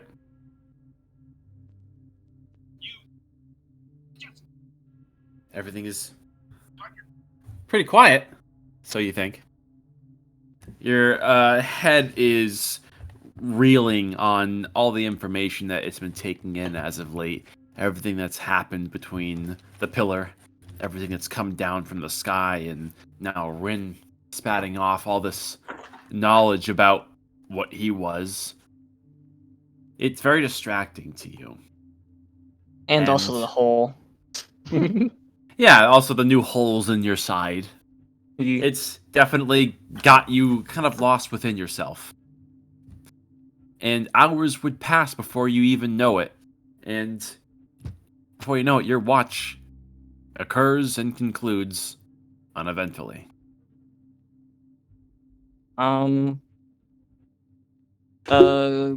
Cobweb would sort of kick Garrock's side. Wake up. It's your go.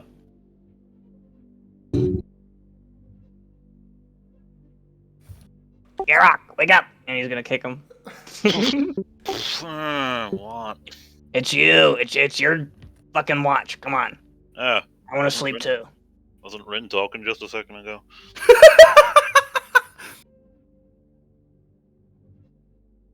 Okay.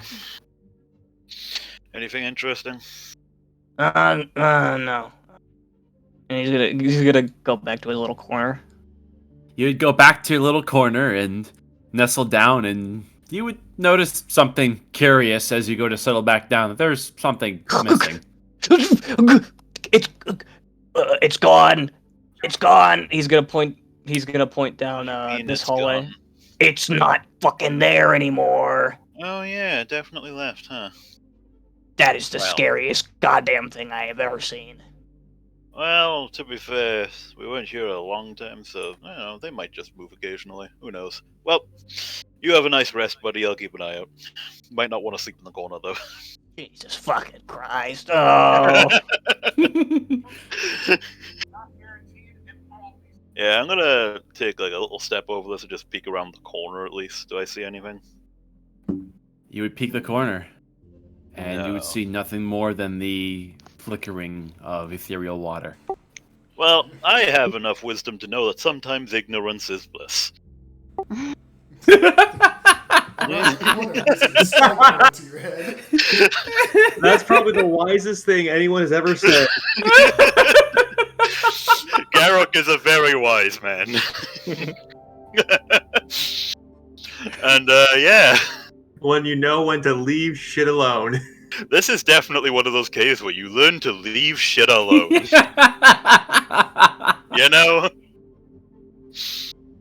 And, yeah, I guess I'll just, stand around this area then and, just keep an eye on things. Okay. Go ahead and roll perception as you conduct your watch. 17? Jesus Christ. Hey, that's pretty good. Yeah, I turn a pretty meh roll into a pretty good roll usually. It's nice. Mhm. All right. Let's take a little look-see-poo at what we got here. My sight not might be the best, but my ears are still sharp. You would keep a vigilant watch as you, for the most part, have gotten the rest that you need. As you can see that your wound has been dressed to an extent. Also, for those concerned, I'm not sure how you guys are seeing, but you can always click on Seeker to get a view through him for Muda and Jackal if he's even here. Welcome And you can to see Channel Seeker. you can see through his vision. Yeah, just gonna like take half of the broken table and just use it as like a makeshift chair. You do that. Yeah, for someone your size, it's fine. It's quiet, almost eerily so, as you would keep a vigilant eye out. It would be towards the end of your watch when something curious would catch your eye, and it wouldn't really be from your peripheral, so much from something that catches the light of the distant water a certain way, as you would take a look as you see a strange thing dance in the turquoise light. It's a little shit. Can I make out what shape of the thing that is? It's this ethereal little stringy blob that has a tiny pinprick white light at its center. Not unlike the large thing that you had fought the last time you were in here. A tiny variant. Oh, is that it over there? Where I'm pointing? Yep. I see. I mean, I'll keep an eye on it, but it's a tiny version, so it shouldn't be too much trouble. Probably explain where the corpse went, actually. It hovers around, dancing within the light curiously before it would shoot off out of view. And it's gone. Because these things are kind of roaming around then, apparently out of whatever cage they were in. Thanks, Venerator. I'm just gonna, like, occasionally move between this area and, like, looking over here, basically, and just kind of wander back and forth. Okay. Yeah. You would keep an eye on both areas. And through your watch, nothing further would catch your eyes.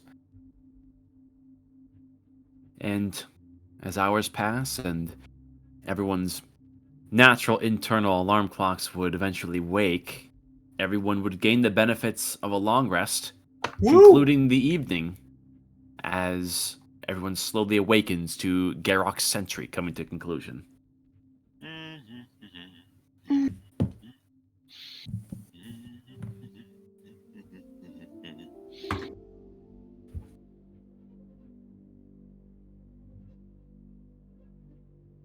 Any trouble last night? No, not really. The cobweb's sort of groggy. Nothing worth mentioning. Well, I probably should have mentioned it before I fell asleep, but there's still a couple of bullets in here. You mean the big fish thing? Yeah, The alive version of the dead thing around this corner. yeah, there was I think it was a territorial battle. I Oh, don't know wow. what- That must have been really cool. I like to imagine it was like two shovels trying to battle each other. I mean, it was a sight to behold. The sounds were a bit terrifying, but to see something like that, I think, is only once in a lifetime. Well, congrats. Nevertheless, we should be careful. I have a question for you two, I guess, looking at Vishanti and Cobweb. Yeah, what's up? How are you at cutting up game?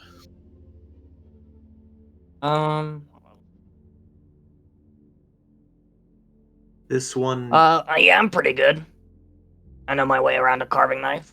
Fantastic. You want to help me carve up this mulet? I want to shove it on that shield guardian. Sure. V is not the greatest, but I can assist, or I can. Well, there's a lot to cut up. I just mostly want the plates off of it, seeing as it seems like a good armor to put over the Shield Guardian. So did you want me to use the help action, or did you want me to do it? Basically, my in-character question out of character was who had the highest survival. Yeah, I got a +4. I have a +3. I have a +3, so I guess you'll head this, and I'll help you, and you can have a guidance. Yeah. I'll just the also three of roll- you work on that. I think Rin and I could get to the part of the caves that we had originally explored before the Venerator showed up. Cobweb also gets a D4. Oh.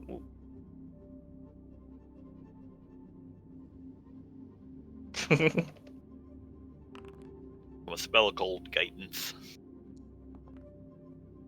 Yeah, there we go. So yeah, 18. All right.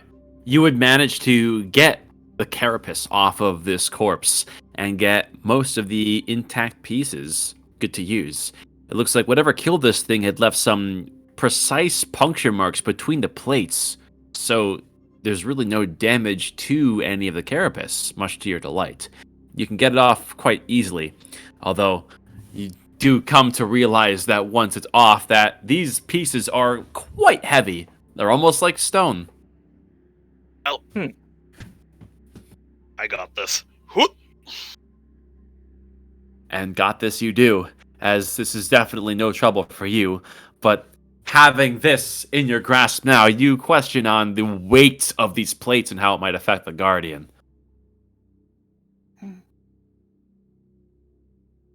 Have we seen another Shield Guardian at any point? You've seen the proper Shield Guardians in Highshire, and as mentioned previously when you were building this one, that they do have a unique composition of armor that's composed of both metal and a strange, almost arcane wood. It might work well as a great shield. That's what I was thinking. If not to put it on it, then just to set up a literal wall that one of us could use. Hmm. I mean, cutting out a hole in this and giving it a stand is not exactly a hard task. This bullet also has enough material to make quite an impressive shield, if that is what you two go with. I have enough here to make something out of it. It can be broken down like normal metal, but it's a lot more dense. Shields aren't really my thing. You can have it. I guess either, and this is a question, I guess, to the two more arcanely focused people who actually know how the internals work. Would it be able to hold? How much weight would it be able to hold? I guess is the question. The Shield Guardian? Yeah. The entirety being the ones to piece this thing together, can we have a weight estimate for its carrying capacity? Yeah, it can definitely hold some pretty heavy things, but you're questioning on how its combat effectiveness would be affected by that. We could definitely move things around, but as for using it for a shield, it would definitely weigh it down in certain respects. So you'd be trading off its speed and its ability to deliver multiple hits for a bit more protection. It's crude, but at least it would have some sort of function, you think? Definitely relay that. And I take it replacing, like, for instance, the chest piece with a bit of the bulet as like a chest guard. Is that Like possible? half plate? Yeah, like a sort of half Yeah. plate. While not impossible, it would definitely weigh it down a little bit more. You're not really sure, to be honest. Yeah. Oh. If we Pretty much if this like. one, Oh, go ahead. thank you. Well, we can cut up these pieces. If we are able to cut up these pieces into long strips, we could make split mail. Yeah, I guess. It will reduce the weight. it won't give as much protection. It will give it more protection, not as much as it could. But hopefully with the strips, we can lower the weight enough so that the shield guardian is not impeded. Or Might would you be onto figure- something, but the thing is, how are we gonna cut it? It's the thing. that I is- don't have the tools for that. That is the question. There was a work table in here, Have if I Smith's remember tools. correct. Well, Oh, I you don't got know, Smith's tools? Oh, Yeah. we're in business, dude. You know, Garrock, the Smith. Oh yeah. Mhm. This one will actually. Do you have a saw? Now, Wow. I'll say outright that because I mentioned the properties, this are almost stone-like. The best fit tools to get this cut the way you want would be to use masonry tools. Well, have a But guess what, DM?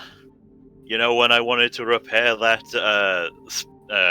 lightning dragon place, and I made a set of stonemason's tools. Yep. Have a guess what I still have? Yeah, that still lasts for a while, yeah. How long does that last? Oh, You When I- ping the spell. Yeah, I thought it was a temporary thing. no, Oh, actually, no. You're No. talking about proficiency. Yeah, okay, that's different. yeah, the proficiency I don't have, but I did make the stonemason's tools. Those are just Gotcha. equipment. So, That was Artisan's Blessing, wasn't it? yes. Well, not Okay. it's the other one, the one where you trade material to make a thing. Yeah. But yes. So while I don't have the skill right now, I could have the skill and the ability to do that theoretically. Hmm. I mean, I think if we don't use it, we should at least gather the material to take with us. And cutting it into plates would make that a lot easier. Mm-hmm. Well, either I could try and make something now, or we could save it for when we get back to Highshire and have some nice material to work with. Yeah, we can do Let's- that. This one believes we should take it to Highshire. Alright. Well, in that case, I'll cast Borrowed Knowledge to be able to use the stonemason's tools and break it down into more easy to move materials, I guess. Okay. Yeah. Because this is a material you've never quite worked with, just go ahead and make a mason's tools check.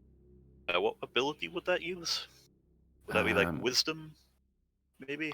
I would say, hold on. It's either, Strength? it might be strength. Let me see. Mason. I don't think there's like a default thing with tools normally. Not really. It's all up to the DM's discretion. I'll say we're gonna make this strength based, given you're working with hard materials. And you're making strong yet precise cuts here. Okay, so that would be Using a chisel. d20 plus proficiency. So it would be my strength plus, and then plus 2. We still have proficiency plus 2, right? I get plus 3 at level 6. If I remember Yeah. correctly. Your proficiency No, we- bonus is it's currently plus 3. Yeah, well, because we're never level mind 5. And could I cast guidance on myself for this? I don't see why not. Sure, I'll do that then. Could I help him? Are you proficient with masonry tools? No. Yeah, I don't really see how you could do such a thing. Fine. I was Easily almost done. 20, but still pretty good. Yeah. You get these Yeah. pre-cut into plates that you feel would be easily applied to something the size of the shield guardian, and take care of the pile that you have at large.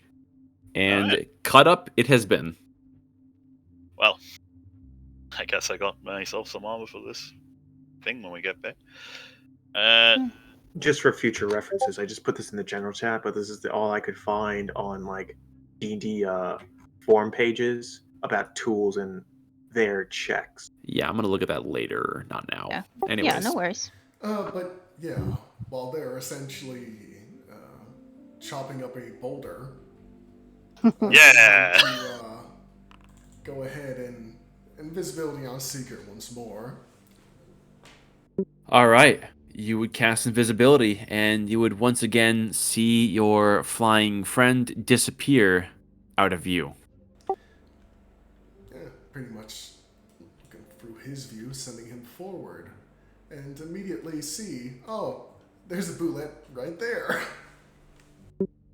Yeah, you can see one is standing right there that is facing essentially south. Although it is laying down and is not moving very much. You aren't sure 100% if it's asleep or not, but it's definitely in a resting position. And as mentioned, getting up towards the north, if you're going to continue using Seeker in this way, the water does give a certain interference with the way Seeker's internals work. So your vision will be limited. Gotcha. I'll get a bit closer to hasten the connection a little bit with Seeker there. All right. But yeah, Where they go? I'm sending him. I'm still staying in this chamber in view of everybody else, but Seeker, high to the ceiling, being as stealthy as it can, if you'd like me to make a check for him. Sure, with advantage. Yep. Free laundry. Are you kidding me? Free dry cleaning and valet. Wow. Well as Cyber, you gotta mute your mic, man, if you're gonna be watching TikToks or whatever that is. Wow, I can't believe y'all can hear that. My apologies. Oh, you're good. Is this game not interesting enough for you? He's fine. It's fine. Well, sorry, but I Look can't. for It's hard to Seeker deal. if you click on him. It's hard to deal with my ADHD sometimes. You're fine. You're fine. You can use Seeker to view what they're seeing if you weren't aware.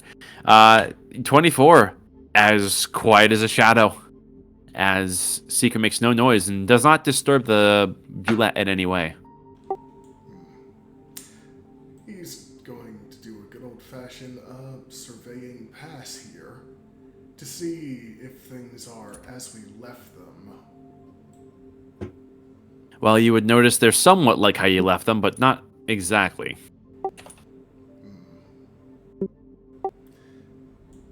We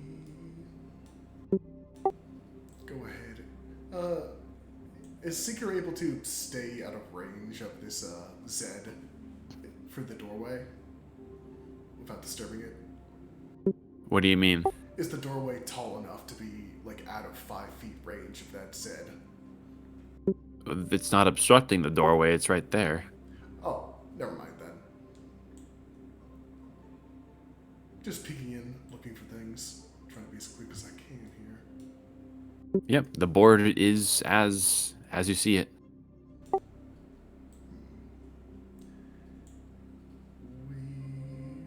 And getting to this distance, your perception with him is becoming quite limited, as you only have around that much to see.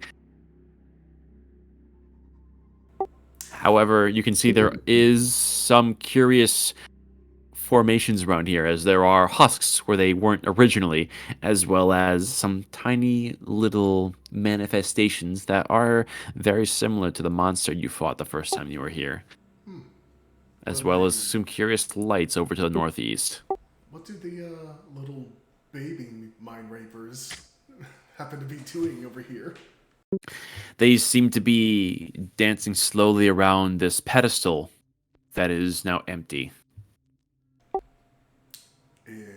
Is it a mournful dance? Is it a happy dance? They're little blobs with a circle of light inside of them. How they convey emotion is not exactly human. Yeah, that bullet's going to be a problem. I would have Seeker move back over yonder. I pretty much got this. Could you go and check on the other two, Ashanti? Don't have them explore too far. We're trying to get to Highshire here. I did have an idea. While Seeker is returning, I did want to pretty much tie a meat ration around a piece of twine. And essentially have Seeker hold onto a string with the other end being a chunk of meat for him. Okay.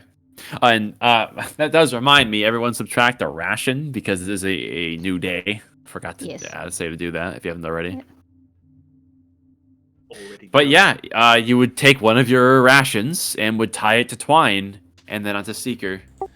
Specifically, it is Mechadendrite class so he can easily just let go of it. Okay.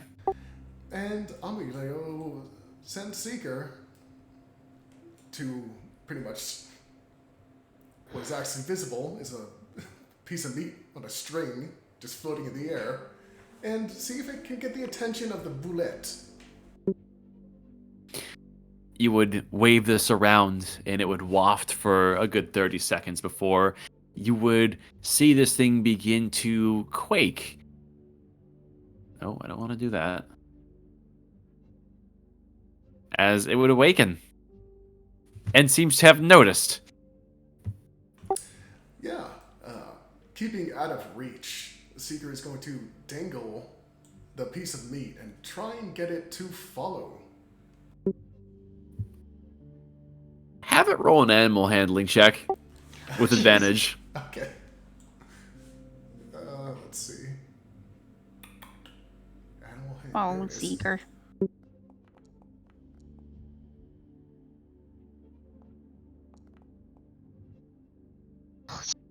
It seems interested.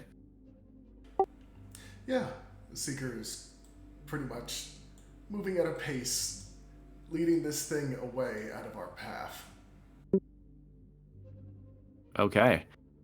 As you would see this thing come barreling forward with sudden speed, as it kind of takes a preemptive nip at the air, although you are too high, as mentioned. Yeah. Let's see. I'm going to have Seeker go ahead and lead it off into this corridor. And essentially have Seeker make sure he's not getting too far out of range, making sure the beastie can see it, yeet the ration down this hall. It would intersect with the husk, making contact. One moment. Oh, fuck, I didn't think about that.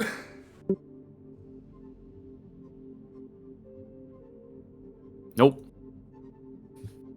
As you would see the bullet suddenly wince in pain as the husk would animate and would begin heading down the hall before the boulette would angrily take a bite at it.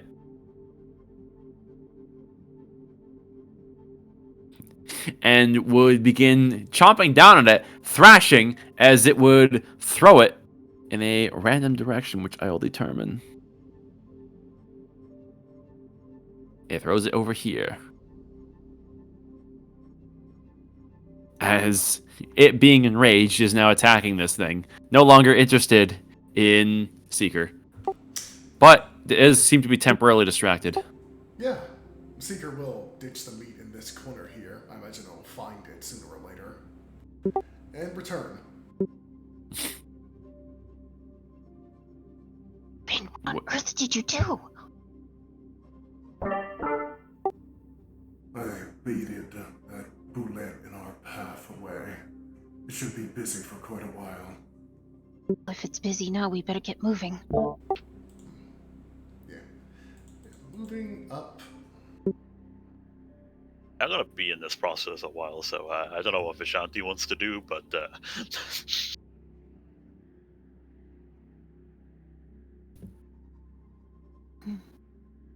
accompany me. Got it. Yeah. How long will this cutting up all that shit take? You're about done by now. It was some pretty simple cuts to make. You just have to make sure they were being done with the proper amount of force in the right areas. So you're all set. Alright, pick them up and be on my way. Where the fuck did everyone go? You would hear damn the it. commotion. You hear the commotion happening north. Why are we even going deeper into here? We're supposed to be going to High Shy. Where the fuck have they gone? Yeah, no. I'm stopping here with the strong connection to Seeker and letting him scout more thoroughly. As fuck, where the hell did he go? Oh, there he is. Yep. It seems as though the interference here is particularly strong, so he's only has about 15 feet of vision, but is still able to perceive lights. Okay. If there's not immediately any loot, why are we still hanging around here? I'll speak quietly to him. that sentient creature in the jar that we encountered spoke of the research being kept here. That is what we are searching for. Objectives to get back to Highshire.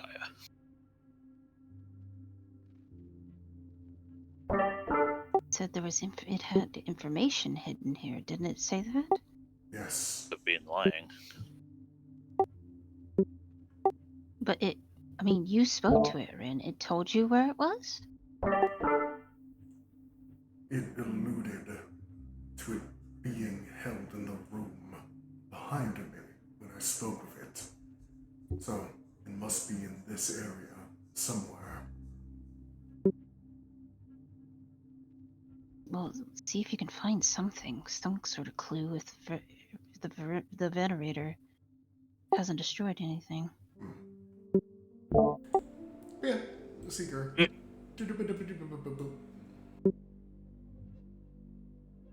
You would see that around here is a congregation area, and this appears to be some sort of table that has some strange apparatus on top of it that looks like it may have had alchemical properties.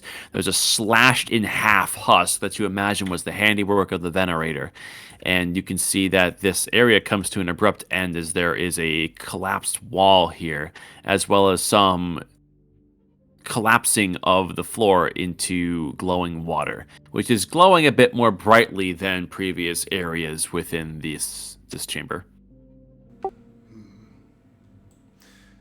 Zooming out of here, being sure to very much keep out of that thing's light, does there appear to be any doorways? Or more specifically, what the fuck is this thing doing? You can see that this thing here is prying at the severed head of this slain husk, which is also slashed in half in a very similar manner. It is kind of doing the occasional dance around it. And this thing is emanating a rather threatening light that is much like the light that was cast by the original monster. And you can tell that throughout this particular chamber that the entire area here is within this light. And there's also a little outcropping here which you can't see too well, and a way forward. It almost seems to be toying with the remains. And there's the occasional tendril that'll graze over the half that contains the head, and it'll twitch once in a while. Alright. I'll definitely inform the party. There's another one of those beings we encountered, the one that possesses a smaller variant. Ahead to the right.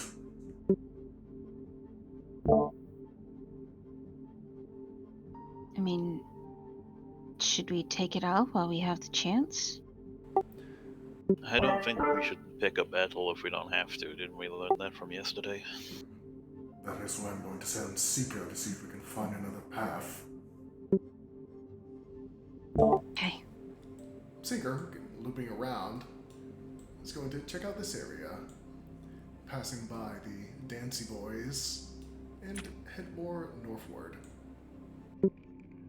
Seeker would stop there as the interference is becoming quite intense here, as it would look down towards this water to see it is glowing almost as bright as magma with this intense turquoise which is bouncing off of the cavern's walls. It seems as though Seeker's having a hard time getting further than this, but what it can discern, there's a very intense light coming from this closed gate here, as well as this chamber, which is almost blindingly bright to it. You can see there is a destroyed gate right around this area, and this whole area is just very bright in a spotlight fashion, coming from this as the epicenter. Is everything okay over there? Are you all wrapping up soon? Perhaps we should, if we can't go any further. Yeah, if what the icon said is true, then Highshire's in dire straits. And, I don't know about any of you guys, but I got family there, so. Yeah. You think we should just go around, or you think we could make it through? There might be another bullet in here still. That's The that's left path seems the one with least resistance. Can Seeker see anything of worth from where it is now? Of worth. Well, it depends if Seeker's looking for it. Well, Or I'm just asking surveying. Ren. Oh. I am looking for a way to that chamber where their research is apparently being held, not trinkets. If you can't see anything and you send Seeker that far, it might not be the case. I would like to get back to Highshire. And the research here could prove extremely helpful to So- Highshire. So is what we have already discovered. Best not to be greedy. Right now, this place is still teeming with danger.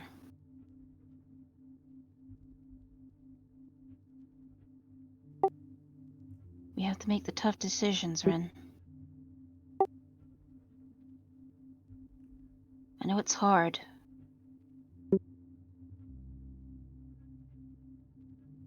We can always come back.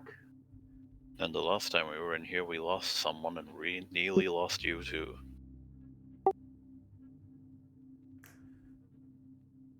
Regardless, Research isn't I worth believe it. the risk is outweighed by the reward here. I'm going to send Seeker to delve in further. If he finds nothing, we shall leave. Okay. But what happens I guess. if this one finds something? He's going to force us all to go towards it. Wait, please. If you find anything, make the promise that you're not going to go after it. Not this time.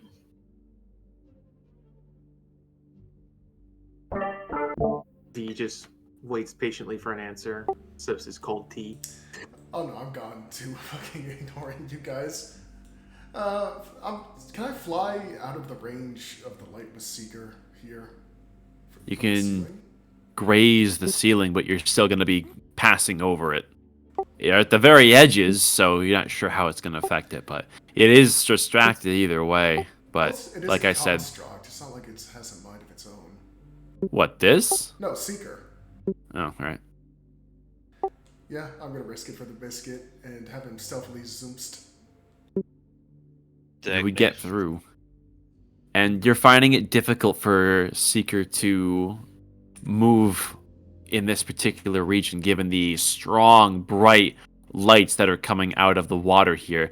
You imagine it's as highly concentrated here as ever. But through the lights of what you can see, you would notice there is a very ornate-looking table that is here.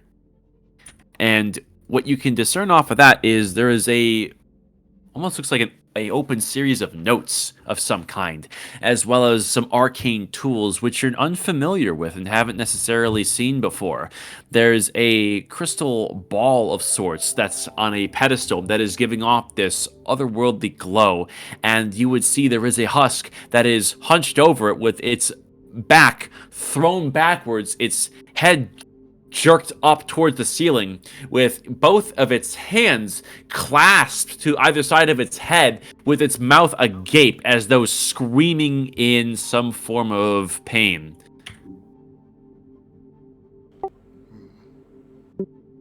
There's also carts here which suggest that there is cargo here coming from days long past. And you would notice there's another one as well that is over here that seems to be focused on something to its south. Yeah, definitely the book is something of interest. So, as stealthily and quietly as it can, I want Seeker to go ahead and reach down and try and nab the book after inspecting the area, making sure there's no, like, bear trap under it or anything. Roll investigation. Alright. Am I technically helping Seeker No. with this? No? Okay. It is curious that the light coming off of this orb seems to be almost occasionally caressing the contents of this table every so often, which does kind of rub you the wrong way. But you can see that the particular page that it is flipped to has unfinished notes. And I imagine you're going to be reading those. Yeah, before Seeker makes a nab for it, what can it read on this page? It would take a look. It is notes talking about human cognition, and it's essentially struggling. It's kind of the rambling notes of someone who was conducting an experiment here that ultimately wasn't concluded enough for them to have strong opinions. It seems to be the conjecture of some sort of scholar on trying to define what actually is human cognition, traits and certain things that must be met in order for it to truly be considered either human intelligence or only a fragment of such, making them something less. You imagine they're gathering some insights from experiments that took place here on what is a functioning human mind and what is only a remnant.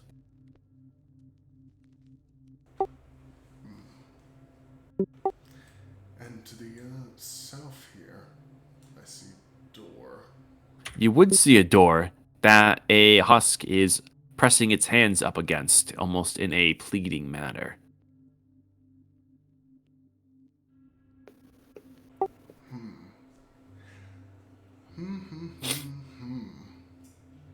Well, time to go. I don't know why you guys are so intent to leave. Last time you opened a door, it killed you. Oy vey. It released a water beam that killed me. That killed you. Not the door itself. True. Alright, you go and open that door. Next time there's a water tornado, I'm just gonna let you die. But yeah, I am relaying what Seeker is seeing. It's to still the not reader. worth it. This one believes it's not worth it just yet. We can report back that we saw all of this, and if Highshire deems it, then we can come back and look. If not, then we don't need to worry about it. Let's go. And If in the anything, the- time intermittent, other factors could get to whatever's here first. Yes. The Venerator can take care of it then. Yeah, Or she's already been if you're through here so once. If she's Damn been one. in this room, that husk would be cut in two. No, she hasn't been in that area. Then she must have left as soon as we did.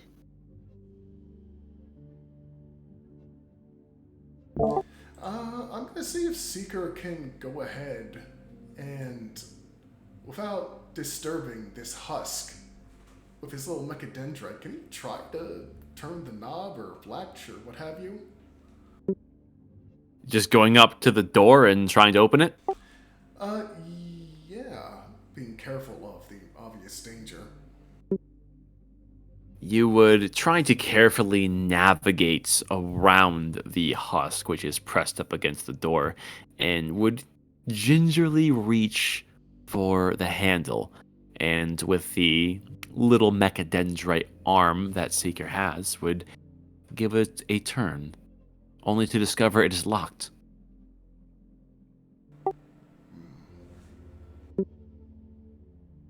If you really want that book, this one can, with magical assistance, rush over and try to take it. The door is locked, and I have a theory. These husks are simply swayed by whatever force directs them. I might be able to take the leftmost path and direct the husk in the way, aside, with Mage Hand directing them. Unlock the door, see what I can gather, and we can move on. But those mind control things, won't it be alerted? The smaller ones do not seem to pose much threat. if any at all. And the one towards the right is much smaller than the one we initially encountered. And we could be able to circumvent it entirely.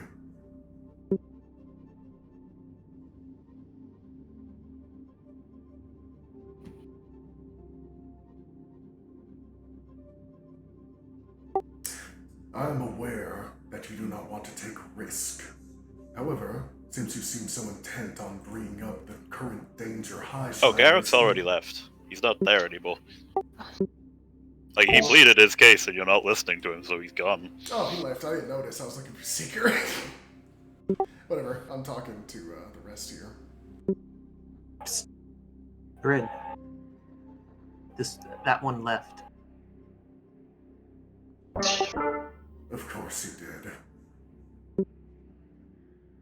Alright, look. You can't blame him. You say that this research could help Highshire, but it could also be a waste of time that we could be using to get back and actually do things. Do what exactly? Fight monsters at the wall? Yes, that will do so much to help. As if they're not numerous and endless.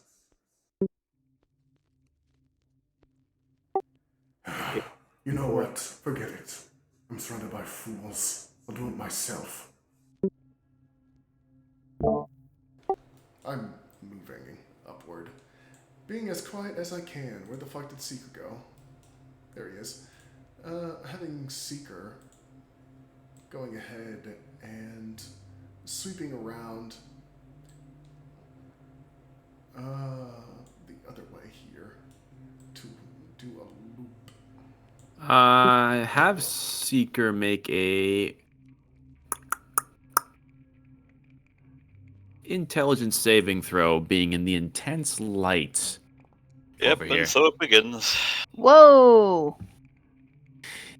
Your connection to Seeker cuts Wait, right what? there for a moment, and you're unable to get it back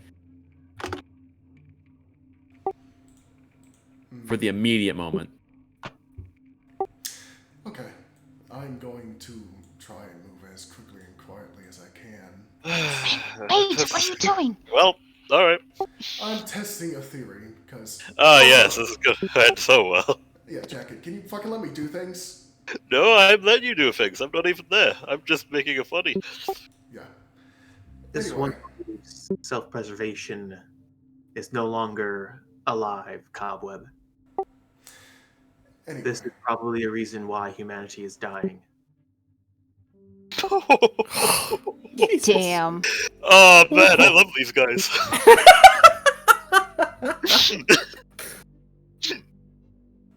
Good thing I'm not a filthy fucking human then. Anyway. Oh, Jesus. Yeah, it's a good thing I'm not either. What's your point?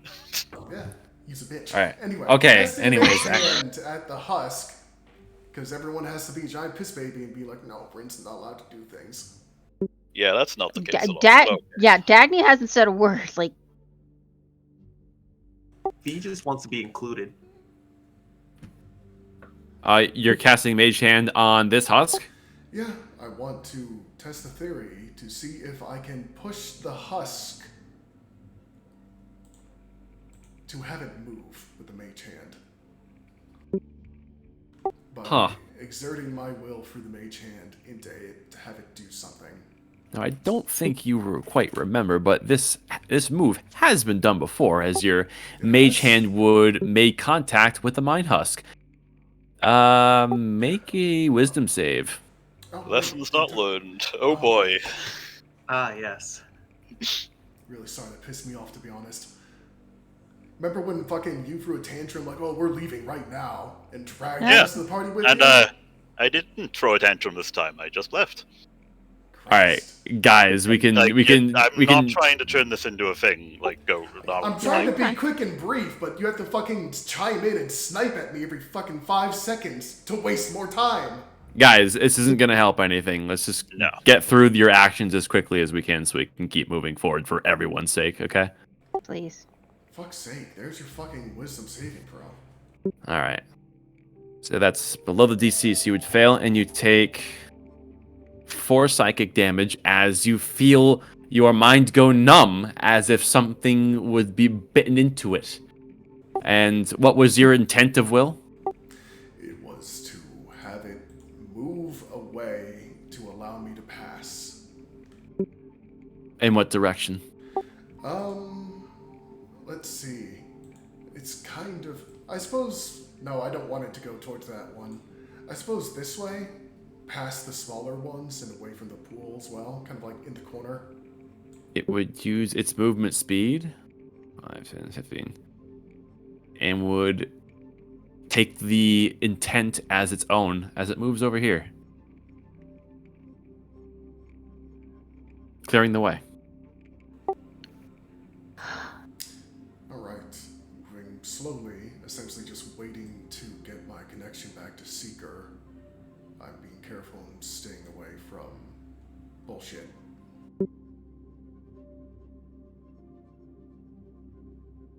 All right.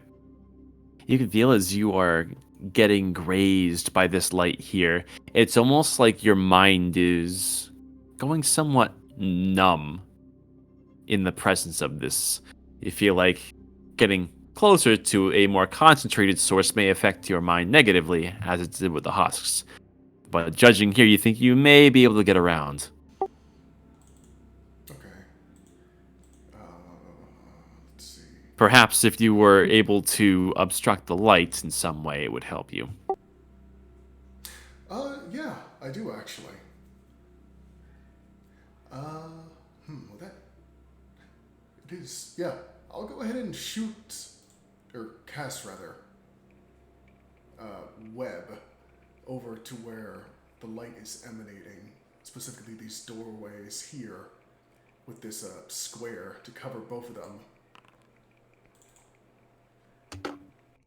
Okay, let me see.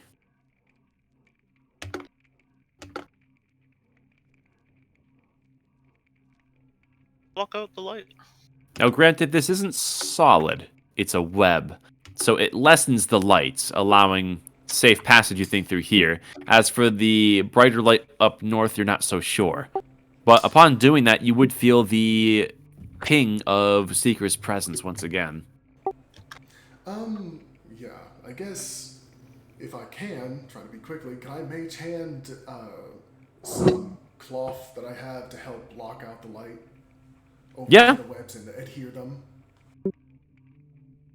Sure. Yeah, you would do so, and it would further block out the light.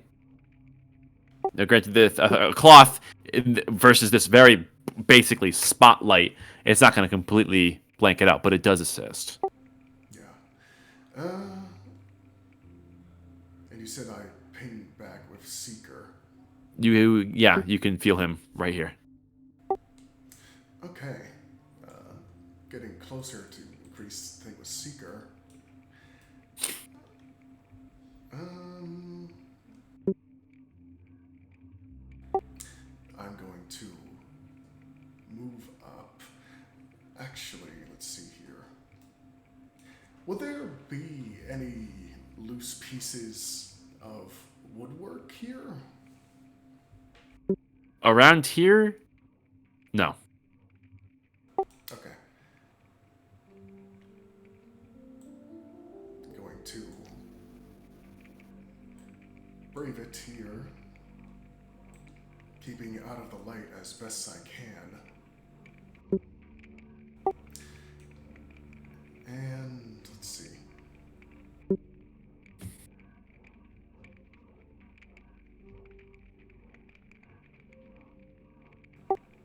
Yeah, I'll do what I can to block that pit right there with more cloth and other shit like that.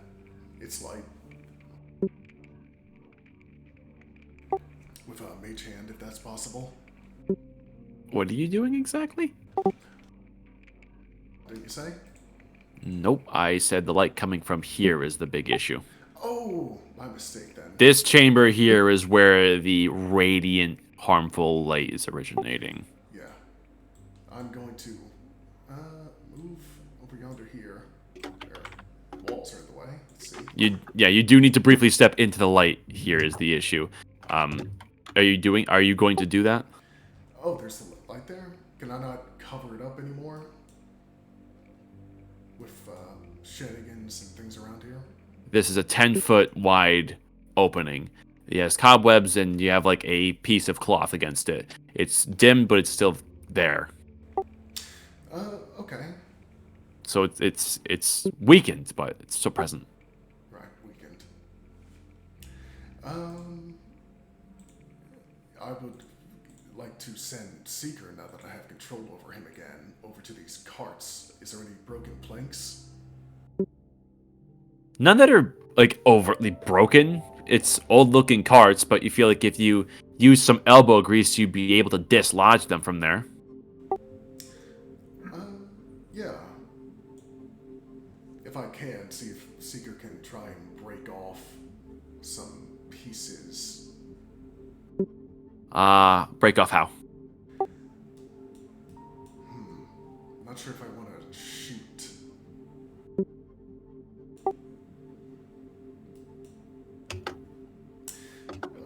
My god. You know what? Fuck it. I don't care. They're all fucking waiting. I'm just gonna have Seeker see if he can nab the book and then move back to the rest of the group. All right. Seeker would quickly grab that book and is able to do so. No other effects. So I'll have Seeker grab and ferry over what other things are on that table. Not the globe yet. Okay, so it has the book in one of its mechadendrite arms, which is a big book. How many other arms does it have? I thought it only had one. Oh no, like he grabs the book, he goes back. Oh, so he's standing within this light over an extended period of time. Okay. Now, you are able to tell that the longer that Seeker is in this light, even though dimmed, it's still having a negative impact on its ability to think. So if you're going to continue to do this, you're probably going to have to deal with some consequences, you think. You're going to keep doing it? Okay, just the book then. Okay. Yeah, the book you can get without having to re-roll that in save. Grab the book and go back and quickly make my way back over to the rest of them. All right. Like Danny's kind of just been keeping her eye on you from a distance as well.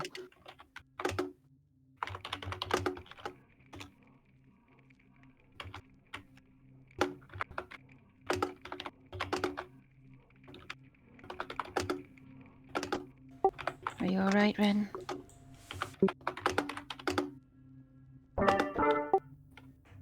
Fine. Here. I will take the book. All right. You've obtained the stronghold notes. Yeah. Let's make our way back to the rest of them and show them this. Yep. Well, What's come with this? me. I'll just look at the first page of this book. This So- one says we wait till outside because this one wants to leave. You do remember the stronghold notes that you had gotten previously. This is essentially saying a lot of the same things, but in greater detail. Or it's a lot of theory on what exactly makes a human a human. And it mostly tries to divide the idea into two concepts, the body and the mind. For me to paraphrase. Through heavy costs, we learn one thing of our cognition. The mortal mind is a fragile thing, forever cheating on the knife point of insanity, above a void of madness. It's become clear why the entity has so little trouble indoctrinating us to adopt their genocidal ideology. Body and mind are forever in a carefully choreographed dance with one another. Should one misstep fall one half, its partner's doomed to follow suit. Considers our pursuits here despite the revelations of failure. So, it's more of a copy of what we had already found. Yeah, like I pinged what you already found, but like essentially it's a lot of the same ideas, but this book goes into much greater details. If you're just skimming, that's what you get until you read further. Well, I was just looking at like the first page, see if there was like a name at all. None mentioned. It almost seems like when sentences come up where they would mention a name, they go out of their way to mention pronouns almost to try to avoid mentioning actual names of any kind. It seems deliberate. You're not sure why that is. Do they refer to a certain gender or? It's mostly researcher, subjects, and benefactors. Yeah, as much as I'd like to stay and fucking check out that room, everybody says no, so fuck it, I'm done. Let's just fucking leave. I don't care anymore. Yellow. Alright. All right. Is everyone heading outwards? Yes. I've just been waiting. All right. Outwards you would go, back into the morning sun of the arcing valleys.